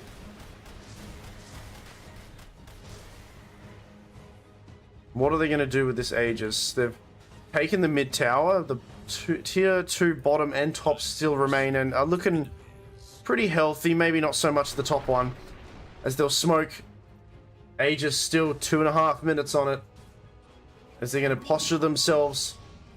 It did break, as Same pings it out and then gets Mal out of harm's way. Good intuition, good seeing that there.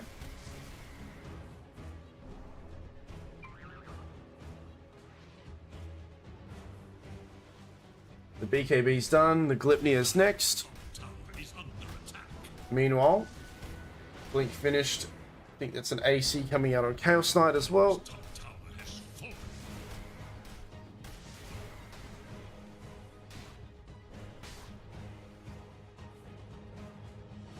Yeah, we're going to see a refresher eventually on our Mars here.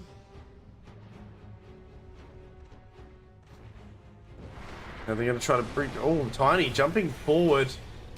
And now with the fresh shard here on the Tide Hunter, he can't really escape much. There's the arena, and that's a nice combo of damage.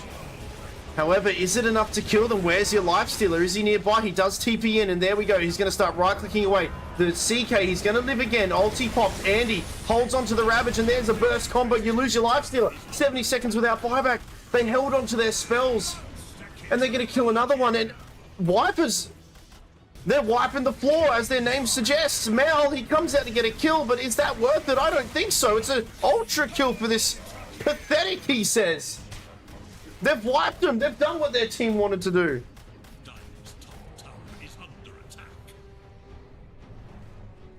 Invoker press BKB. Everybody make fun of him. BKB on Invoker. This is at least 1, maybe 2 racks. They are lacking a bit of right click here. Chaos Knight went and got a regen rune, so it actually won't be a set of racks yet. Oh, he almost grabbed him. Jesus. CK extremely strong. A lot of props to Tide Hunter for holding on to that Ravage. And then they combo with that Cataclysm, just very easy. Glimpse back. Can the rest of his team help him out? He will throw the ulti out. Dragon Soul. He's going to go for Tiny. Same. There's the silence as well. And they do take out this Dragon Knight. Not this Dragon Knight. This Chaos Knight, sorry. Alright, double kill. The Rax is already gone, though. They got what they came for. Uh-oh. Yours as well. Arena. And that's a dead Invoker. And I think Invoker, it's a good amount of gold for these guys, because he hasn't died in a while. He had a dominating streak.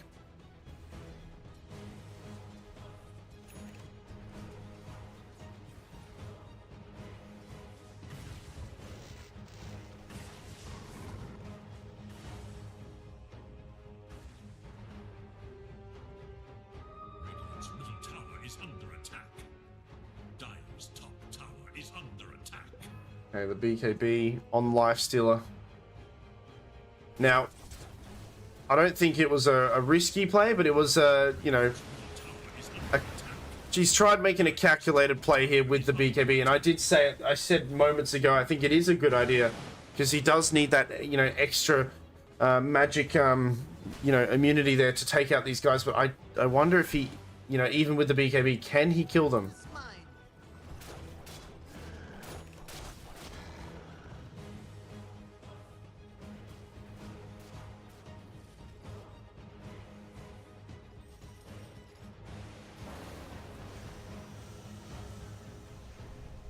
Dire wanting to smoke. 5k net worth ahead for Wipers, as we're just hitting 33 minutes into this game. And the first set of racks to go down is Happy Zebras. The ward here does show that Radiant heading towards this. Yeah. I think everyone's got Shard. Got the constant Dispel coming out in the heals from the Shadow Demon. I'm going to switch it over to buyback, buyback status. I think that's really important right now.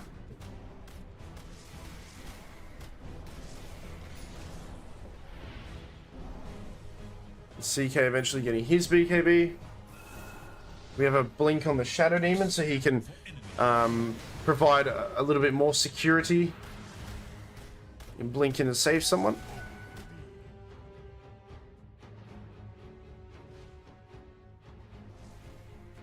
Well, they better come. Top lane's gonna get pressured. Dire's top tower is under attack. Alright, Lifestealer heads on home. I'm not sure. I think the rest of the guys are gonna...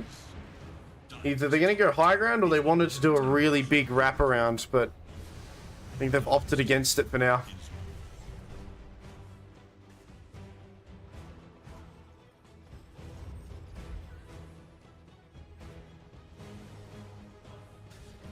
Well, they're gonna move. Mars desperately trying to get smoked up as well. He will get smoked up. Alright, Capy Zebra.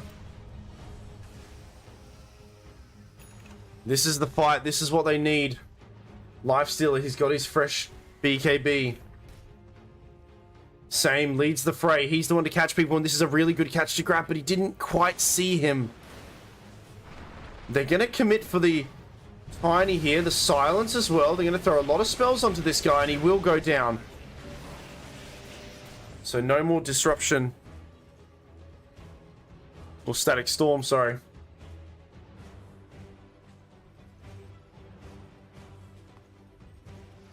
Yeah, not a bad kill. I think they wanted to maybe get something else as well. The only person with buyback in this entire game is Urka on this line. His buyback could make or break this entire series. He's just a measly pos 5 that's 1 and 8, and he'll buy back and it will save them the game, trust me. Structures are fortified. Dire's top barracks are under attack. Oh, Invoker. I mean, he's hitting your barracks and it's making it very awkward. I mean, Disruptor's not very good at this. Oh, the Sunstrike. And now, Urka, yeah, they're going to get a cheeky kill and the racks as well. A really nice play. It doesn't matter if you kill him, that's fine. You got the ranged racks as well as a kill onto, or for your other heroes. Okay, we have more buybacks. More buybacks ready. 7k net worth ahead.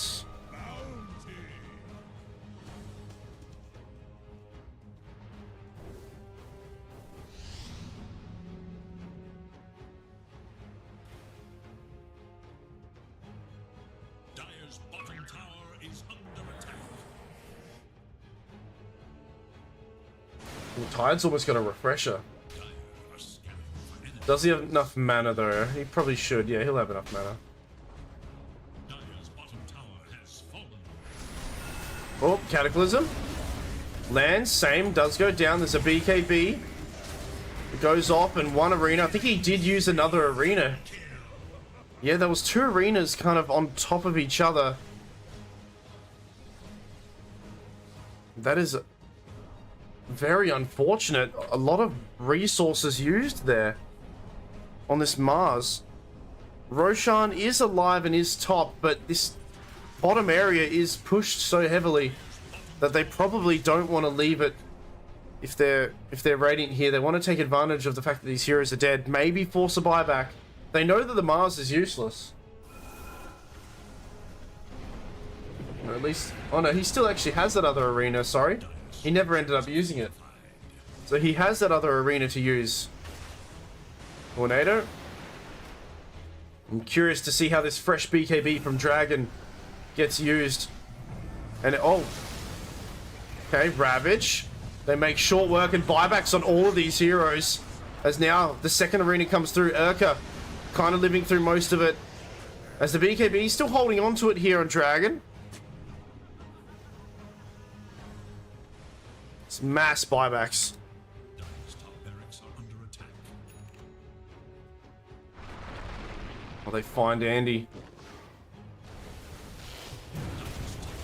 Do they have any? Oh, there's the glimpse.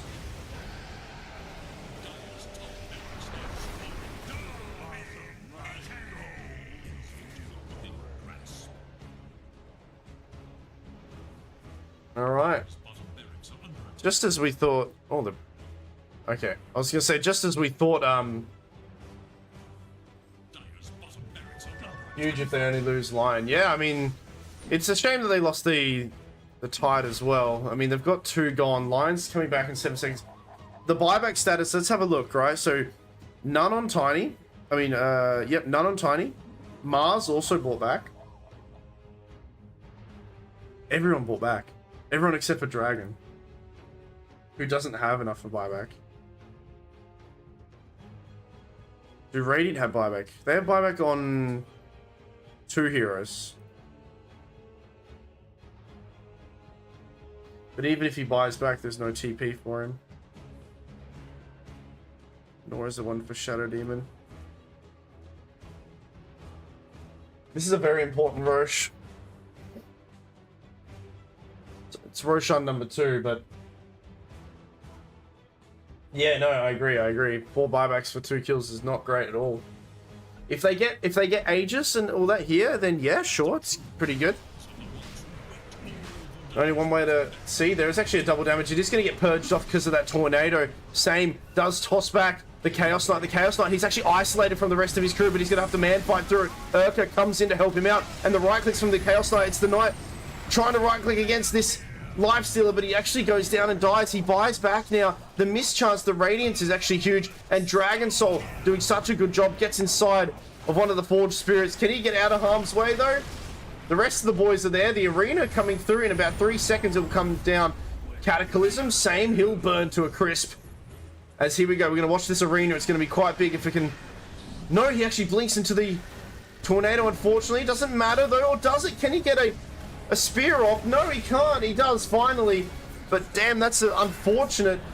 As now it's Lifestealer versus the world. The Radiance, the mischance. Is it enough?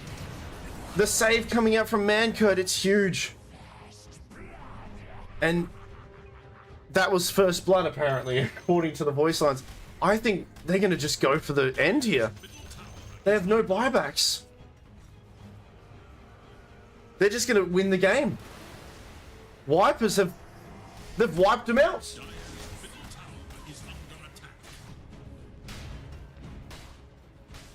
What can you do here? You're going to have... Your 2 supports are going to come back, but they don't do any damage.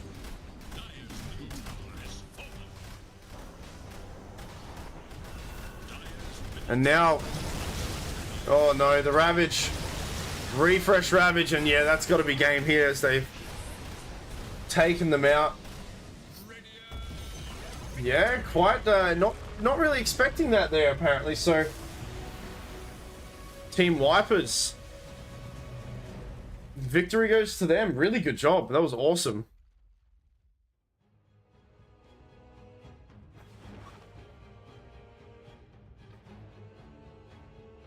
Damn. Look at this graph going up and down, up and down. We'll have a look at the post-screen graph, right?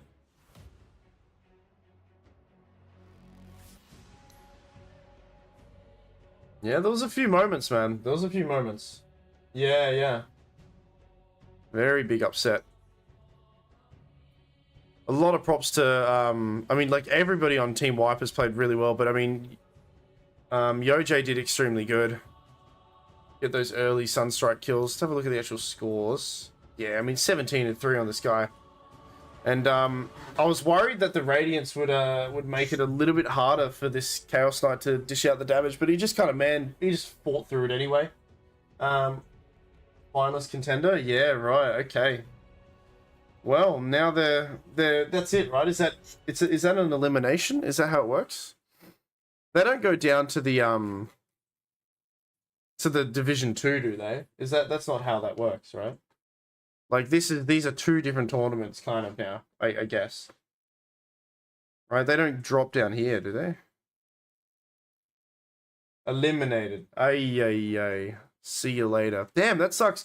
But as we say goodbye to them, this let's not forget, right? This Capy Zebra team were a very strong contender, and they showed us some really cool Dota as well, right? They finished 6th. Yeah, and honestly, right? Like this whole series could have gone either way. It's not like, well, it was an upset actually, right? It was an upset, as people are kind of highlighting here. Yeah, they did really good. And I think Capy Zebra, yeah, they actually performed extremely well. The very first game was really nice. There was a big brain moment, with the swapping over the bristleback, and as I kind of said it was going to happen, I'm like, they're going to swap this bristle to be a core, and they did that, and it was really good. And then game 2 happened, which was really interesting game. Yeah, right, okay.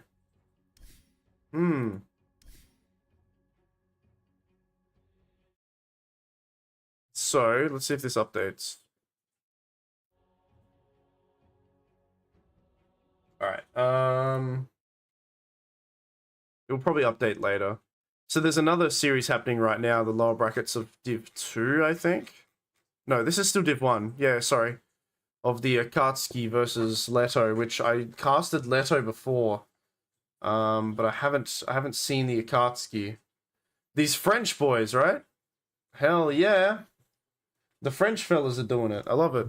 French Akatsuki. That's awesome. Alright, I'd love to cast another game, but I'm very tired. It's 4:16 in the morning here, right? It's 4 a.m, so I'm a little bit sleepy now. Thanks for letting me cast, alright? Thanks for letting me watch it. That was really cool. Congratulations to to everyone involved in this, actually. It's been really cool. But ultimately, good job, Team Wipers there. But Capy Zebra, you guys were really fun to watch. That was really cool. And I think as a team, you guys should be quite proud of yourselves there. Because you actually, throughout all the group stages and stuff, you did really well. For a later date? Oh, excellent. How did you've got all the knowledge, don't you? You've got all the knowledge. Alright, so this is scheduled for a later date. Cool, and then there's one in 3 days' time. Souls versus X5 Gaming. That's going to be cool. This is going to happen later, that's what you've just said. We also have, and guys, let's not forget, Div 2 is still worth watching 100%, right? I want to see how these games turn out. Avalanche Esports, ironically, they've actually got their own tournament going on as well, don't they? I think I reached out to these guys too. I've got my tier 4 setting here. Don't Avalanche Esports own this? Look, here we go. Organizer, Avalanche Esports. Liga dos Ancientes. Look, there they are. Avalanche Esports. Interesting. A lot of Brazil. It's all Brazilian. Oh, look, it's these guys. Look, X5 are there. Bit of crossover. We like that. Alright, anyway. I'm tired. I need to go to sleep. Alright, thank you for watching, guys. I'll do my nostalgia thing again. Let's do Goodbye Song Big Blue House. Now, you guys, none of you guys are going to know this. None of you guys are going to know this. This is a show that I used to watch when I was a kid. Hell yeah. Alright, hold on. And I'll probably get copyright claim for it. Oh well. Alright, fare thee well. Drink water. Be nice to one another. Pet a cat if you see a cat. Yeah. Yeah, there we go. That's all I have to say. Alright. Fare thee well. I need to sleep. Do you have time to sing a goodbye song before you go? Always bear. Hey, this was really fun. We hope you liked it too.